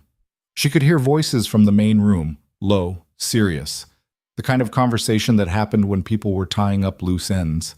She lay there for a moment, her hand on her stomach, feeling the subtle flutter of movement that had started a few days ago. Their daughter. Real and growing and oblivious to the violence that had been committed in her name. When Emily finally emerged from the bedroom, she found Dominic, Marcus, and Sophia gathered around the kitchen table with coffee and what looked like financial documents spread everywhere. Morning, Sophia said, looking up. Coffee's fresh, decaf. Thanks. Emily poured herself a cup and sat down. What's all this? Exit strategy, Dominic said, not looking up from the papers. I'm liquidating everything that can be traced back to my old operations. The legitimate businesses get transferred to holding companies. The less legitimate ones get dismantled or sold off to people who won't cause problems. How long will that take? 3 months? Maybe 4? Depends on how cooperative everyone decides to be. He glanced at Marcus. You're sure about Constantine's remaining people? Irina disappeared the night Victor died. Word is she's already left the country. The others are either dead or scrambling to make deals with rival organizations. Marcus leaned back in his chair. Your message was received loud and clear. No one's coming after Emily or the baby. Good. Emily sipped her coffee, processing. So that's it? You just walk away and everyone lets you? Not quite that simple, Sophia said. There'll be meetings, negotiations, money changing hands to smooth things over. But yeah, basically, Dominic's been smart about this. He's got enough dirt on enough people that no one wants to push him. Mutually assured destruction, Emily said. Exactly. Dominic finally looked up at her. You okay? I don't know yet. Ask me again when this all feels real. Fair enough. The next week passed in a strange sort of limbo. The team dispersed one by one, heading back to their lives with generous payouts and Dominic's gratitude. Jackson's family received enough money to set them up for life, though Emily knew it couldn't replace what they'd lost. Sophia stayed on, helping coordinate the logistics of Dominic's exit while keeping an eye on Emily. "You don't have to babysit me," Emily said one afternoon as Sophia drove her to another appointment with Dr. Chen. "I'm not babysitting. I'm making sure you don't do anything stupid like decide to go for a walk in the woods and get lost." "I'm not that helpless." "Didn't say you were helpless. Said you might do something stupid. There's a difference." Emily smiled despite herself. "I'm going to miss you when we leave." Sophia's hands tightened on the steering wheel. "Yeah, I'm going to miss you too. You could come with us, wherever we end up." "Nah, I'm not built for the quiet life. I'd lose my mind inside a month." She glanced at Emily. "But I appreciate the offer." "What will you do?" "Marcus is setting up a private security firm. Legitimate work, mostly protecting corporate executives and celebrities. He offered me a position." "That sounds perfect for you." "We'll see. Might be nice to get shot at for people who actually deserve protection for a change." Dr. Chen's examination was brief and encouraging. The baby was developing normally, measuring right on track for Emily's due date in late October. Everything looked good despite the stress of the past few months. "Your blood pressure's a little elevated," Dr. Chen noted, "but that's to be expected given the circumstances. Try to relax as much as you can." "Relax," Emily repeated. "Right. I'll get right on that. I'm serious. Stress isn't good for you or the baby." The doctor looked at her over the top of her glasses.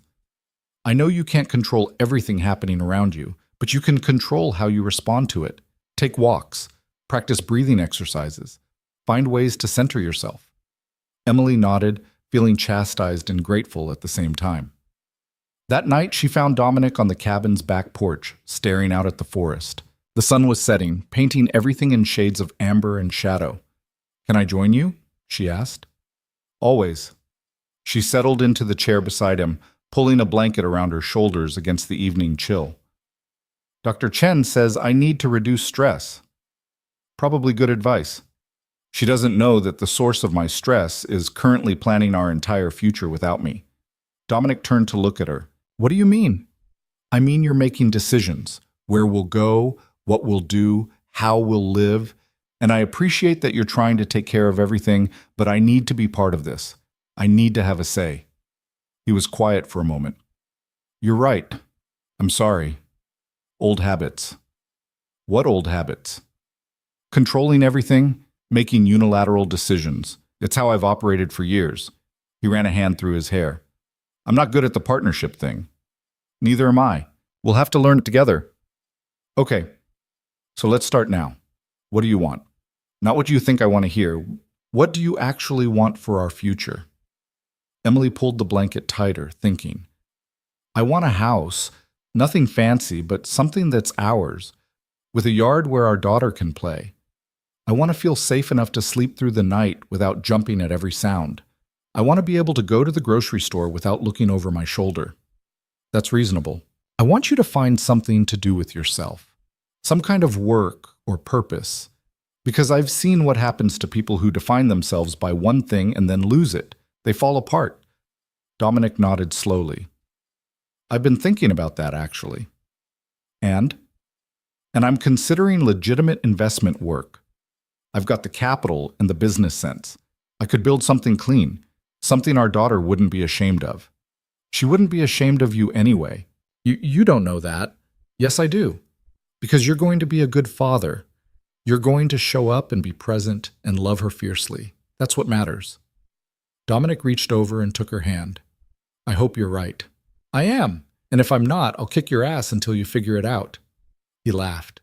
"There's the stubborn woman I fell in love with." They sat in comfortable silence after that, watching the stars emerge. Emily felt some of the tension in her shoulders ease. Maybe Dr. Chen was right. Maybe she could find moments of peace, even in the middle of uncertainty. The following week brought news that accelerated their timeline. Marcus called with information that several of Victor's former associates were asking questions about Dominic's whereabouts, trying to figure out if he was vulnerable. Nothing immediately threatening, but enough to make it clear that the sooner they disappeared, the better. "How fast can we move?" Emily asked after Dominic filled her in. 2 weeks, maybe 3. I need to finalize the last few transfers and make sure everything's locked down. And then where? I've been looking at properties in the Pacific Northwest, small coastal towns, good schools, low crime rates, far enough from major cities that we can disappear but close enough to hospitals and services. He pulled out his laptop and showed her listings. Houses with big windows and ocean views. Communities that looked sleepy and safe. The kind of places where people knew their neighbors and left their doors unlocked. This one, Emily said, pointing to a craftsman-style house with a wraparound porch and a backyard that bordered on forest. Can we see it? I'll set up a viewing for next week. They flew out 3 days later, Marcus driving them to a private airfield where a small plane waited. Emily had never been in anything smaller than a commercial jet. The intimacy of the six-seater made her nervous. Yeesh, you okay? Dominic asked as they climbed aboard. Fine, just not a big fan of tiny planes. We'll be on the ground in 2 hours. The flight was smoother than Emily expected, the pilot professional and quiet. She spent most of the trip with her face pressed to the window, watching the landscape change from mountains to forests to coastline. The town, Crescent Bay, population 3,500, looked like something out of a postcard. Weathered buildings, boats bobbing in a protected harbor, streets lined with trees that were just starting to turn autumn colors. They drove through slowly, Emily taking it all in. It's quiet, she said. Too quiet? No, I think it's perfect. The house was even better in person. The realtor, a cheerful woman named Margaret who seemed delighted to have clients, showed them through rooms filled with afternoon light. The master bedroom had French doors that opened onto the porch. The second bedroom would be perfect for a nursery. The kitchen was dated but functional. The previous owners moved to be closer to their grandchildren, Margaret explained. They maintained it beautifully. Everything's in good working order. Emily wandered through the empty rooms, imagining them filled with furniture and life. She could picture their daughter taking first steps on these hardwood floors. Could see Dominic cooking in that kitchen. Could imagine herself curled up on the window seat with a book while rain pattered against the glass. What do you think? Dominic asked quietly when Margaret stepped outside to take a call. I think it feels like home. Yeah? Yeah. Emily turned to face him. Let's do it. Let's buy this house and move here and build the life we talked about. Dominic pulled her close, his chin resting on top of her head. Okay, let's do it. The transaction moved quickly after that. Dominic paid cash, always cash, Emily was learning, and by the end of the week they owned the house. Furniture deliveries were scheduled. Utilities were transferred into names that wouldn't trace back to their old lives. Emily Carter became Emily Morrison. Dominic Varela became Dominic Russo. New names for new lives. They moved in 3 weeks later, driving a rented truck full of the basics, while a moving company handled the larger items. Sophia came for the first few days to help them settle in, her presence both comforting and bittersweet. You're really doing this, Sophia said as they unpacked boxes in the kitchen. Looks like it, Emily said. How does it feel? Terrifying, exciting, completely surreal. Emily set down a stack of plates. How about you? You okay with everything? I'm good. Marcus and I are flying out tomorrow to start setting up the security firm. First client's already signed. Sophia leaned against the counter. But I wanted to say goodbye properly first. This isn't goodbye. You'll visit. Sure. Maybe once the baby's born. Bring her something ridiculously impractical like a tiny leather jacket. Emily laughed. She'll love it. They finished unpacking in comfortable silence. Later, after Sophia had left and Dominic was dealing with some last-minute phone calls, Emily stood in the nursery they'd started setting up. Pale yellow walls. A crib that Dominic had assembled with surprising patience. A rocking chair positioned near the window. Their daughter would sleep here. Would grow up here. Would have birthday parties in the backyard and learn to ride a bike on these quiet streets and never know about the violence that had come before her. Emily's hand moved to her stomach, feeling the strong kicks that had become more frequent. You're safe now, she whispered. We're all safe. The next few weeks fell into a rhythm. Dominic handled the final dissolution of his old empire from the home office he'd set up, burning bridges and making payoffs and ensuring that his exit was as clean as possible. Emily registered with a local obstetrician, Dr. Harrison, a kind woman in her 50s who asked no questions about their sudden arrival in town. "First baby?" Dr. Harrison asked during Emily's first appointment. "Yes." "Nervous?" "Terrified." Dr. Harrison smiled. "That's completely normal, but everything looks good. Your baby's healthy, you're healthy. We'll get you through this." Emily found herself settling into the town faster than she'd expected. The locals were friendly, but not intrusive. The kind of people who waved when you passed on the street, but didn't pry into your business. She started taking daily walks along the beach, the sound of waves becoming a form of meditation. One morning, about 6 weeks after they'd moved in, Emily came back from her walk to find Dominic in the kitchen making breakfast. He'd gotten better at the domestic routine, though his omelet still came out slightly burnt more often than not. "Morning," she said, kissing his cheek. "What's the occasion?" "No occasion, just felt like cooking." She sat down at the table, accepting the coffee he offered.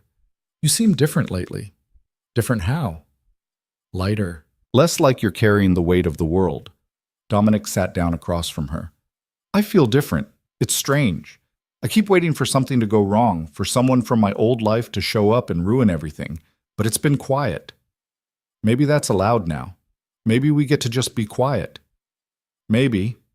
He reached across the table and took her hand. "I talked to Marcus yesterday. Everything's been transferred. Every account closed or moved. Every connection severed. As of 48 hours ago, I'm completely out." Emily's breath caught. "Really?" "Really. Dominic Varela no longer exists in that world.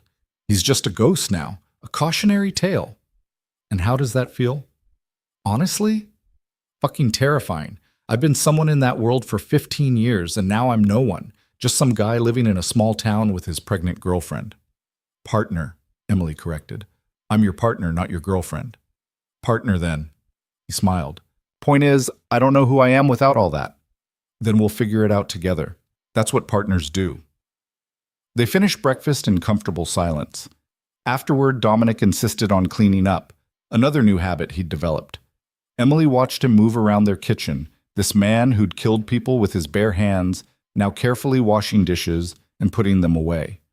The transformation should have been jarring. Instead, it felt right. That afternoon, they drove into the slightly larger town 30 minutes north to shop for baby supplies. The store was overwhelming. Rows and rows of cribs and strollers and tiny clothes and equipment Emily couldn't begin to identify. "We need a list," Dominic said, staring at the options with something close to panic. "We have a list." Emily pulled out her phone, showing him the notes she'd been compiling. "Crib, already done. Car seat, stroller, changing table, clothes, diapers. Bottles, even though I'm planning to breastfeed." "Why bottles if you're breastfeeding?" "Backup, in case it doesn't work out." She moved down the aisle, examining car seats. "These all look the same." "They can't all be the same. Some must be better." "But how do you know which ones?" They stood there. Two people who'd survived shootouts and criminal conspiracies, completely defeated by infant car seats. A woman in her 30s with a baby strapped to her chest noticed their confusion and came over. "First time." "That obvious?" Emily asked. "You've got the look. That mixture of determination and complete overwhelm." She smiled. "I'm Rachel. Did the same thing with my first. Can I help?" For the next hour, Rachel walked them through the essentials, explaining which items were worth the investment and which were marketing nonsense. Emily found herself relaxing, grateful for the help and the normalcy of it all. "You two are going to be fine," Rachel said as they finished loading their cart. "Trust me, no one knows what they're doing at first. You figure it out as you go." "Thank you," Emily said. "Seriously, you probably just saved us from buying 12 things we don't need. Happy to help. Welcome to Crescent Bay, by the way. I run the bookstore on Main Street if you're ever looking for something to read." After Rachel left, Emily turned to Dominic. "See, people here are nice. Suspiciously nice. Not suspicious, just nice. This is what normal people are like." Dominic looked skeptical, but didn't argue. They loaded their purchases into the car, enough supplies to fill the entire back seat, and drove home as the sun started setting. The coastal road was beautiful in the fading light, all gold and shadow. "I could get used to this," Dominic said quietly. "You better. This is our life now." No regrets?" Emily thought about her old apartment, her nursing shifts, the life she'd left behind. Some, but not enough to change anything. Good, because I'm not letting you go. Possessive much? When it comes to you, absolutely. Emily rolled her eyes but couldn't suppress her smile. That night, as they assembled the changing table in the nursery, a task that took twice as long as it should have because neither of them were particularly good at following instructions, Emily felt something shift inside her. Not the baby, though she was moving plenty. Something else. Something like hope. I think we're going to be okay, she said, watching Dominic struggle with a stubborn bolt. Yeah? Yeah. I mean, we have no idea what we're doing, and we're probably going to screw up a million times, but I think we'll figure it out. Dominic set down the screwdriver and came over to where she sat in the rocking chair. He knelt in front of her, his hands on her knees. I love you, he said. I know I don't say it enough, but I do. You and this baby, you're everything to me. Emily's eyes burned with tears. Damn pregnancy hormones. I love you too, even when you can't figure out furniture assembly. That instruction manual is deliberately confusing. Sure it is. He kissed her, soft and sweet, then returned to the changing table with renewed determination. Emily watched him work, her hand on her stomach, feeling their daughter move beneath her palm. They'd come so far from that rainy night when she'd gotten into a stranger's car. From the warehouse where she'd learned she was pregnant, from the compound where they'd nearly died, from everything that had come before. This was their life now, quiet and normal and filled with furniture assembly and baby supplies and the mundane beauty of everyday moments. Emily wouldn't trade it for anything. The weeks rolled by, autumn deepening into early winter. Emily's belly grew larger, her movements slower and more deliberate. Doctor. Harrison assured her everything was progressing normally, though the baby was measuring big, nearly 8 pounds already, and Emily still had a month to go. She's going to be tall like her father, the doctor said during one appointment. Great, I get to push out a giant baby. You'll do fine, you're strong. Emily wasn't sure about that, but she appreciated the confidence. Dominic threw himself into preparing for fatherhood with an intensity that was both endearing and slightly overwhelming. He read every parenting book he could find, took an online infant CPR course, baby-proofed the entire house, even though their daughter wouldn't be mobile for months.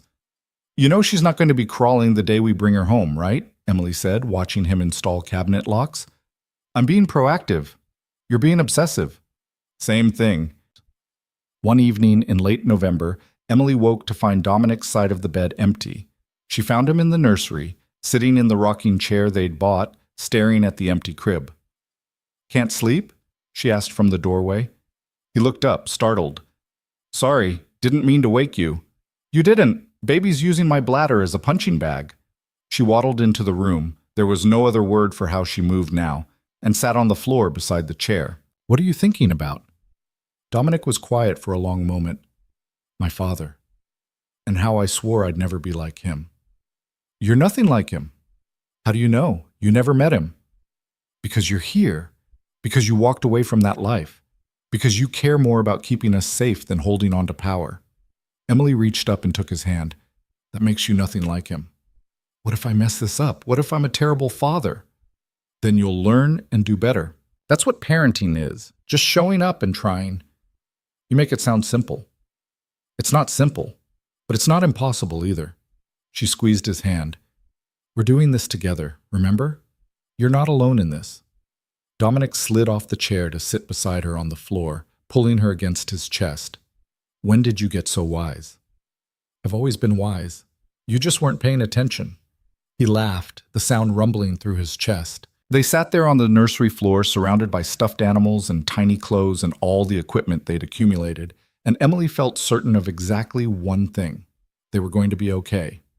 2 weeks later, Emily woke at 3 a.m. with a contraction that stole her breath. She lay there, waiting to see if it was real or just more of the Braxton Hicks contractions that had been plaguing her for weeks.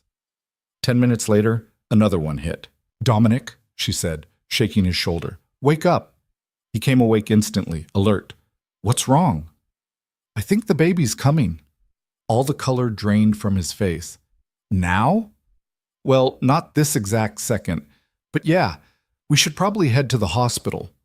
Dominic was out of bed and moving before she finished the sentence, grabbing the hospital bag they'd packed weeks ago, pulling on clothes, looking simultaneously terrified and determined. Okay, we've got this. We practiced this. He was talking more to himself than to her.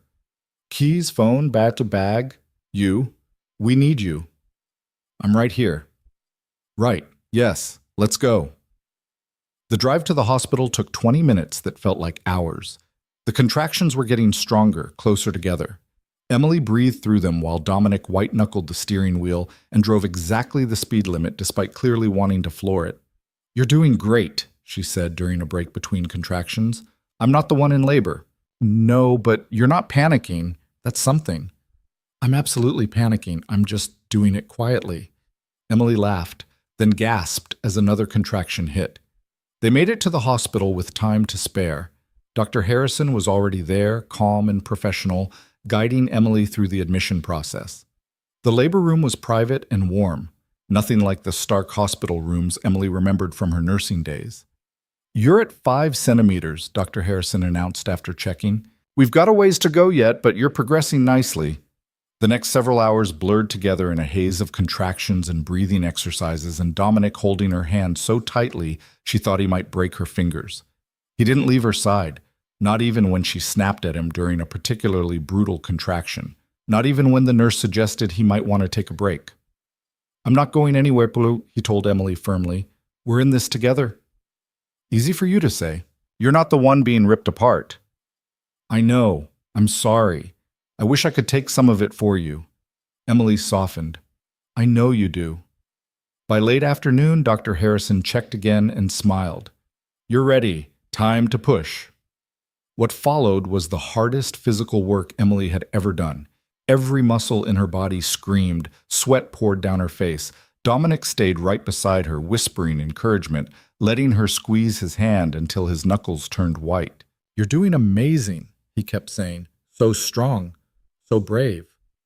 Shut up and let me concentrate, Emily panted. Yes, ma'am. And then, after what felt like an eternity, but was probably only 20 minutes, there was a cry. Loud and indignant and the most beautiful sound Emily had ever heard. It's a girl, Dr. Harrison announced, lifting a squalling, red-faced baby into view. Perfectly healthy, good lungs. They placed her on Emily's chest, this tiny person who'd been growing inside her for 9 months. She was beautiful, an alien, and perfect all at once. Dark hair plastered to her head, eyes scrunched shut, tiny fingers gripping at nothing. Their daughter. Emily looked up at Dominic and found tears streaming down his face. He was staring at the baby with an expression of such raw wonder that it made Emily's chest ache. We did it, she whispered. You did it. He leaned down and kissed her forehead, then gently touched their daughter's head. You're incredible. She's incredible. Yeah, she really is. The nurses took the baby briefly to clean her and do the necessary checks, then brought her back wrapped in a soft blanket. Dominic held her for the first time, and Emily watched as this man who'd been a feared crime boss cradled their tiny daughter like she was made of glass. Hi, he said softly. I'm your dad, and I promise I'm going to do everything I can to be good enough for you. Emily's eyes filled with tears again. You're already good enough. We'll see. They spent the next hour in a bubble of exhaustion and joy, taking turns holding their daughter, marveling at her tiny features. She had Dominic's nose and what looked like it might be Emily's mouth. Her eyes were blue now, but might change. What should we name her? Dominic asked. They discussed names, but never settled on one, both of them superstitious about choosing before she was safely born. Emily looked at their daughter, at the determined set of her tiny mouth even as she slept. Grace, I think her name should be Grace. Dominic tested it out. Grace Russo. What do you think? I think it's perfect. He kissed the baby's forehead. Welcome to the world, Grace. They brought Grace home 3 days later, and Emily discovered that nothing, not nursing school, not years of patient care, not any amount of preparation, could fully ready you for the reality of a newborn. Grace had opinions about everything and expressed them loudly at 2-hour intervals throughout the night. She's got your stubbornness, Dominic said at 4 a.m, rocking Grace while Emily tried to catch 20 minutes of sleep. She's got your timing, Emily mumbled into her pillow, always making demands at the worst possible moment. Despite the exhaustion, despite the chaos of diapers and feeding schedules, and the complete upending of their routine, Emily had never been happier. She'd catch Dominic watching Grace sleep with an expression of such fierce protectiveness that it made her chest ache. Or she'd wake to find him already up with the baby, talking to her in low tones about everything and nothing. "You're going to be so smart," he'd say, Grace cradled in one arm while he made coffee with the other. "Smarter than your old man, that's for sure, and brave like your mom. The kind of brave that actually matters." Emily would watch from the doorway, her heart full to bursting. The first few weeks passed in a blur of sleepless nights and steep learning curves. Grace didn't come with an instruction manual, and they made mistakes constantly. Too many layers when she was hot, not enough when she was cold. Panic over every tiny sneeze or unusual sound. Dr. Harrison assured them at Grace's 2-week checkup that they were doing fine. "She's gaining weight beautifully. Her reflexes are all normal. You two are worrying too much." The doctor smiled at their exhausted faces. "First-time parents always do. Trust me, you're getting the hang of it." "Doesn't feel like it," Emily said, shifting Grace to her other arm. "It will. Give it time." Rachel from the bookstore became their first real friend in town, stopping by with meals and baby clothes her own daughter had outgrown. She never asked intrusive questions about their past or why they'd moved to Crescent Bay so suddenly. She just showed up, offered help, and left before they felt obligated to entertain her. "You're a lifesaver," Emily told her after one particularly rough night when Rachel appeared with coffee and breakfast sandwiches. "I remember what it was like. My husband traveled for work when Emma was born. I was alone most of the time, completely overwhelmed." Rachel set the food on the kitchen counter. "Having someone just show up and help without you having to ask, it makes all the difference." "Well, thank you, seriously. Anytime. And when you're ready to rejoin the land of the living, there's a new moms group that meets at the community center on Tuesdays. Low-key, no judgment, just tired women comparing notes on sleep deprivation."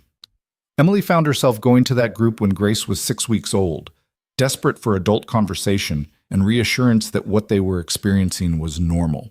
The other mothers welcomed her warmly, and she discovered that new parenthood was a great equalizer. It didn't matter who you'd been before. Everyone was equally exhausted and confused. Meanwhile, Dominic was finding his own rhythm. He'd started consulting for a legitimate investment firm, working remotely and keeping his hours flexible so he could help with Grace. Emily would come home from her walks to find him on conference calls with the baby asleep against his chest in a carrier. "The projected returns look solid," he'd say into his headset while gently bouncing to keep Grace settled. "But I'd recommend diversifying the portfolio before committing fully." It was so normal, so domestic, that sometimes Emily had to remind herself this was the same man who'd killed Victor Constantine with his bare hands less than 6 months ago. One evening, when Grace was 3 months old, Emily woke from a rare nap to find the house quiet. She padded through the rooms until she found Dominic on the back porch, Grace fast asleep in his arms, both of them watching the sunset. "Hey," Emily said softly, not wanting to break the moment. Dominic looked up and smiled. "Hey, yourself. Good nap?" "Better than I expected. How long has she been out?" "About an hour. I think she's finally adjusting to longer stretches." Emily settled into the chair beside him, pulling a blanket around her shoulders. The evening air was cool but not cold, carrying the salt smell of the ocean. "Can I ask you something?" "Always." "Do you ever miss it? Your old life?" Dominic was quiet for a long moment, his hand moving in slow circles on Grace's back. "Sometimes I miss the certainty of it, knowing exactly who I was and what I was supposed to do. There was a simplicity to that, even when it was violent. And now? Now everything's complicated. I second-guess myself constantly. Wonder if I'm doing right by you and Grace. Worry that I'm not enough without all the power and control I used to have." He looked down at their daughter. "But then she does something like grab my finger or make that little sound when she's falling asleep. And I realize I wouldn't trade this for anything, not for all the power in the world." Emily reached over and took his free hand. "You're more than enough. You know that, right?" "I'm learning to believe it." They sat in comfortable silence as the sun disappeared behind the mountains, painting the sky in shades of pink and gold. Grace stirred but didn't wake, making small contented sounds in her sleep. I love you, Emily said. I don't say it enough, but I do. You're a good man, Dominic, a good father, a good partner. Even when I burn dinner, especially then, shows you're human. He laughed quietly. I'm definitely that. When Grace was 4 months old, Sophia called for the first time since they'd moved. Emily answered the phone with the baby on her hip, trying to fold laundry with one hand. Hey, stranger, Sophia said. Miss me? So much. How are you? How's the security business? Thriving. Turns out there's decent money in protecting people who aren't actively trying to get killed by rival crime lords. Sophia's tone was light, but Emily could hear real satisfaction underneath. How's motherhood treating you? It's exhausting and terrifying, and I've never been happier in my life. Gross, you sound like a greeting card, Emily laughed. Shut up. When are you coming to visit? Actually, that's why I'm calling. I've got some business up the coast next week. Thought I might swing by if you're up for company. Are you kidding? Please come. I need adult conversation that doesn't revolve around diaper contents. Sold. I'll text you the details. Sophia arrived on a Thursday afternoon, pulling up in a sleek rental car that looked out of place on their quiet street. She'd cut her hair shorter and looked more relaxed than Emily had ever seen her. There's my favorite criminal turned domestic goddess, Sophia said, pulling Emily into a hug. I prefer former criminal's partner, thank you very much. Where's the man himself? Office, conference call. Emily led her inside. And Grace is napping, so we have maybe 20 minutes before she wakes up demanding food. They settled in the living room with coffee, falling into easy conversation. Sophia filled Emily in on the security business, on Marcus's new obsession with CrossFit, on the complete absence of drama from their old life. It's like Dominic never existed in that world, Sophia said. Everyone's moved on. New players, new territories, same old violence, but none of it touches you guys anymore. That's a relief. It should be. You're free, Emily. Really free. That's rare in this world. Dominic appeared a few minutes later, and the reunion between him and Sophia was warm but brief. Neither of them was particularly demonstrative. Then Grace woke up with her usual dramatic flair, and Sophia got her first look at the baby. Oh, wow, Sophia said, taking Grace from Emily's arms. She's actually cute. I was worried she'd look like Dominic. I can hear you, Dominic called from the kitchen. I know. That's why I said it loud enough. Emily watched Sophia with Grace, saw something shift in her friend's expression. You okay? Yeah, just thinking. Sophia bounced Grace gently. You guys really did it. Built something real out of all that chaos. We're trying. No, you did. Look at this house, this baby, this life. It's real. Sophia looked up, her eyes suspiciously bright. I'm proud of you, both of you. Thanks, Soph. That means a lot. They spent the rest of the day catching up, Sophia regaling them with stories from the security business while Grace provided periodic interruptions. It felt good, Emily thought, to have a connection to their past that wasn't painful. Sophia represented the bridge between who they'd been and who they were becoming. That evening, after Grace was asleep and Sophia had settled into the guest room, Emily found Dominic on the back porch again. It had become his thinking spot, the place he went when he needed to process something. Penny for your thoughts, she said, sliding into the chair beside him. Just thinking about how far we've come. A year ago, I was planning how to kill Victor, and now I'm comparing notes on investment portfolios and worrying about whether Grace is getting enough tummy time. Tummy time is important. I know. I looked it up. He turned to face her. Are you happy, Emily? Really happy? Yes. Are you? I think so. It's different than anything I've felt before, so it's hard to be sure. But yeah, I think I'm happy. You think? I'm working on it. Give me time. Emily leaned her head on his shoulder. We've got all the time in the world now. The months continued to roll by, each one bringing new milestones. Grace rolled over for the first time, started babbling, showed a distinct preference for Dominic's terrible singing over Emily's actually decent voice. Their life settled into a rhythm that felt sustainable, almost normal. Emily started volunteering at the local clinic a few hours a week, grateful to use her nursing skills again, even in a limited capacity. Dominic's investment work grew steadily, his reputation for smart, ethical business decisions spreading through word of mouth. They made friends, real friends. Not just connections based on usefulness or fear. The nightmares came occasionally, usually when Emily was overtired or stressed. Dreams of the warehouse, of Irina's cold eyes, of the gunfire at the compound. She'd wake gasping, and Dominic would be there, solid and real, pulling her close until the panic subsided. "It's over," he'd remind her. "We're safe. Grace is safe. It's over." And most of the time, Emily believed him. When Grace was 8 months old, crawling everywhere and pulling herself up on furniture, Dominic came home from a walk into town with a strange expression on his face. "What's wrong?" Emily asked immediately. "Nothing's wrong. I did something, and I want to run it by you before I commit fully." Emily set down the wooden spoon she'd been letting Grace gum on. "Okay, now you're making me nervous. What did you do?" Dominic sat down at the kitchen table, pulling an envelope from his jacket pocket. "There's a youth center in town that's been struggling financially. They provide after-school programs, sports leagues, tutoring for kids who need it. Really good work, but they're about to lose their lease because they can't afford the rent increase." "Okay." "I met with the director today, offered to buy the building and set up a trust to cover operating costs." Emily blinked. "You what?" "I know I should have talked to you first, but I was walking past and saw the help wanted sign, got talking to the director, and it just felt right. These kids, they need a safe place. Somewhere they can go that's not the street or an empty house." He ran a hand through his hair. "I can't undo my past. Can't bring back the people I've hurt or fix the damage I caused. But maybe I can do something good going forward, something that matters." Emily stared at him, her throat tight. "How much are we talking about?" "Enough to secure the building and fund operations for at least 5 years. Maybe longer if we're smart about it. That's a lot of money. We have a lot of money, and I'd rather use it for something meaningful than just sit on it." He looked at her anxiously.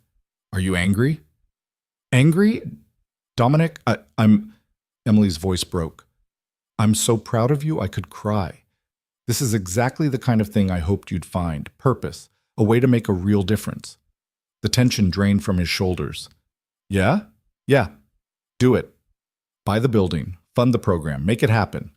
He pulled her into a hug, Grace wedged between them making happy gurgling sounds. "Thank you for believing I could be more than what I was. You were always more. You just had to see it for yourself." The youth center project became Dominic's passion. He threw himself into it with the same intensity he'd once applied to building his criminal empire. But this time, the stakes were kids getting homework help and safe places to play basketball instead of territory and violence. Emily watched him transform over the following months. He was lighter, more present. He laughed easier, played with Grace without the shadow of guilt that used to follow him everywhere. They celebrated Grace's first birthday with a small party in their backyard. Rachel and her family came, along with a few other friends they'd made in town. Sophia flew in, bringing the promised leather jacket along with enough stuffed animals to fill a toy store. "You spoil her," Emily said, eyeing the mountain of gifts. "That's what aunties do. It's in the job description." Grace, oblivious to the fuss, was more interested in the wrapping paper than the actual presents. She sat in her high chair with frosting in her hair, grinning at everyone, and Emily felt her heart might burst from the simple joy of it. That night, after everyone had gone home and Grace was finally asleep, Emily and Dominic collapsed on the couch together. "We did it," Emily said. "Survived a whole year of parenthood." "Barely. But we made it." She turned to look at him. "And I think we're going to make it through all the years after this, too." Dominic pulled her closer. "I know we will." They sat in comfortable silence for a while, the house quiet around them except for the occasional sound from Grace's baby monitor. "I want to marry you," Dominic said suddenly. Emily's heart skipped. "What?" "I want to marry you, properly. Not because we have to, not because of Grace, but because I want to spend the rest of my life with you. I want to make it official." He shifted so he could look at her directly.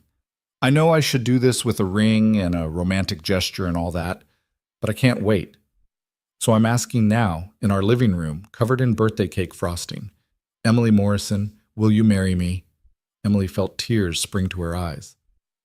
"You're such a disaster." "Is that a yes?" "Of course it's a yes, you idiot." She kissed him, tasting salt from her own tears. Yes, I'll marry you. They married 3 months later in a simple ceremony at the courthouse with Sophia and Marcus as witnesses, and Grace as the world's most adorable and loud flower girl. No fancy dress, no big reception, just vows exchanged in front of a judge who smiled warmly at them and pronounced them husband and wife. Afterward, they had dinner at a small restaurant overlooking the ocean, Grace making a mess with pasta, while Sophia and Marcus argued good-naturedly about the best route back to the airport. This is perfect, Emily said, watching her daughter smear marinara sauce across her face. Yeah? Dominic asked. Yeah, exactly what I wanted. That night, with Grace finally asleep and their friends departed, Emily and Dominic lay in bed together, matching rings catching the moonlight from the window. Mrs. Russo, Dominic said, testing it out. Mr. Russo, Emily replied, we're really doing this, the whole suburban family thing. Looks like it. Having regrets? Not a single one. He pulled her closer. Best decision I ever made was picking you up in the rain that night. Second best, Emily corrected. Best decision was choosing to build this life with me. Fair point. They fell asleep tangled together, and for the first time in as long as Emily could remember, she didn't dream of violence or fear or the past catching up to them. She just slept, deep and dreamless and safe. The years that followed weren't perfect. Grace hit the terrible twos with a vengeance, testing their patience in creative new ways. Dominic struggled occasionally with the transition from his old life, days when the quiet felt too quiet and he'd get restless. Emily had moments of doubt, wondering if the danger would ever truly be behind them, but they worked through it together, built something stronger than either of them had thought possible. The youth center flourished under Dominic's management, expanding to include a summer camp program and partnerships with local schools. He hired staff, secured additional funding, and spent his days making a real difference in kids' lives.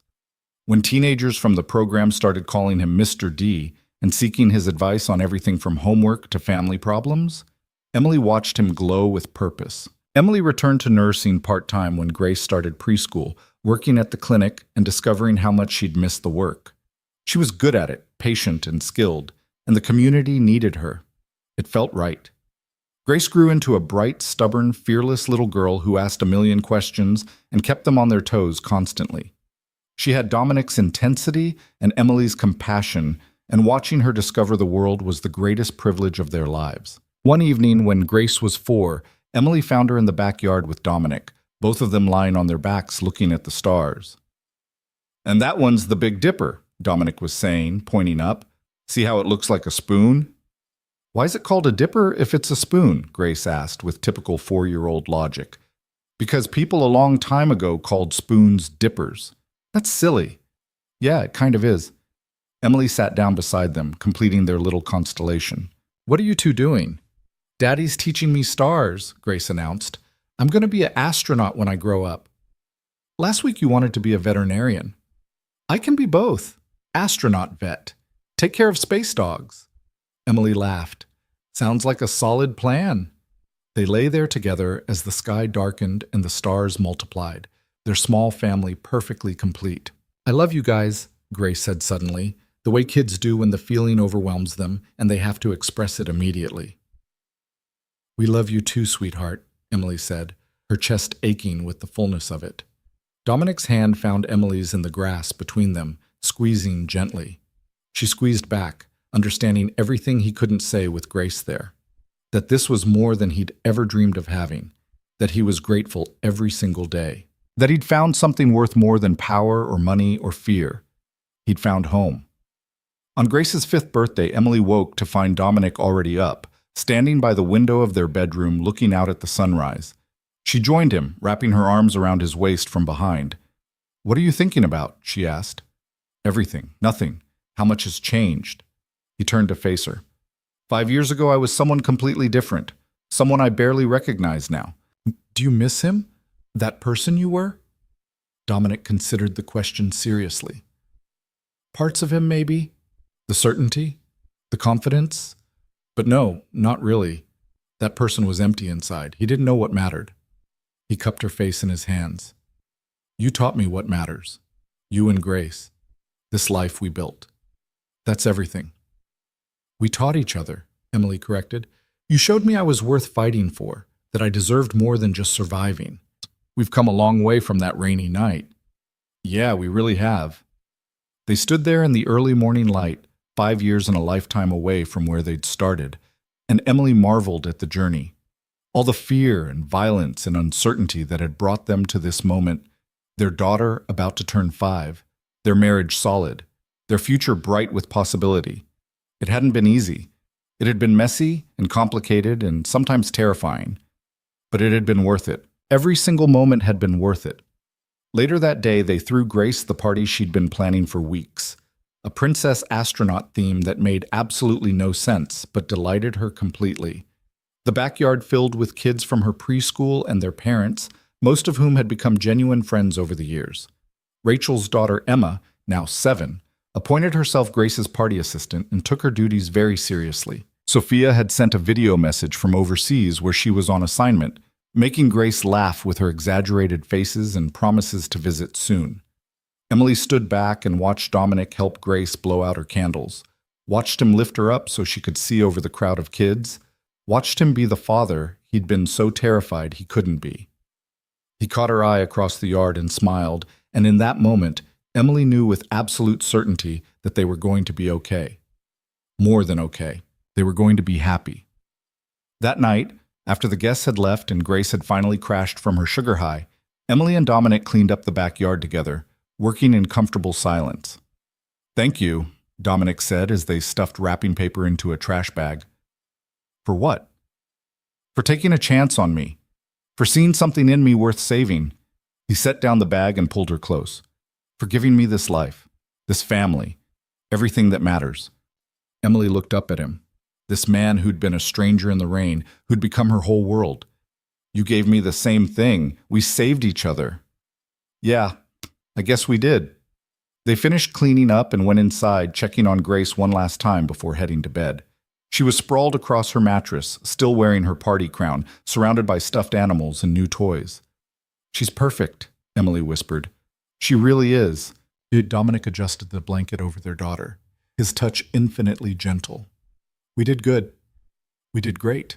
As they closed Grace's door and headed to their own room, Emily felt the last piece of her old fear finally release its grip. They were safe. They were loved. They were home. The past would always be there, a shadow that followed them, but it no longer defined them. They'd built something new, something real, something that would outlast all the violence and darkness that had come before. They'd built a family. And in the end, that was the only victory that mattered. Emily fell asleep that night wrapped in Dominic's arms, Grace sleeping safely down the hall, and dreamed of nothing but the future stretching bright and endless before them. A future they'd fought for, earned through blood and tears and stubborn determination to be better than their worst moments. A future they'd built together, one small choice at a time. And it was more beautiful than anything she could have imagined that rainy night when she'd made the reckless decision to get into a stranger's car. Sometimes, Emily thought as sleep claimed her, the biggest risks led to the greatest rewards. Sometimes broken people could heal each other. Sometimes love was enough, not always easy, not always simple, but always enough.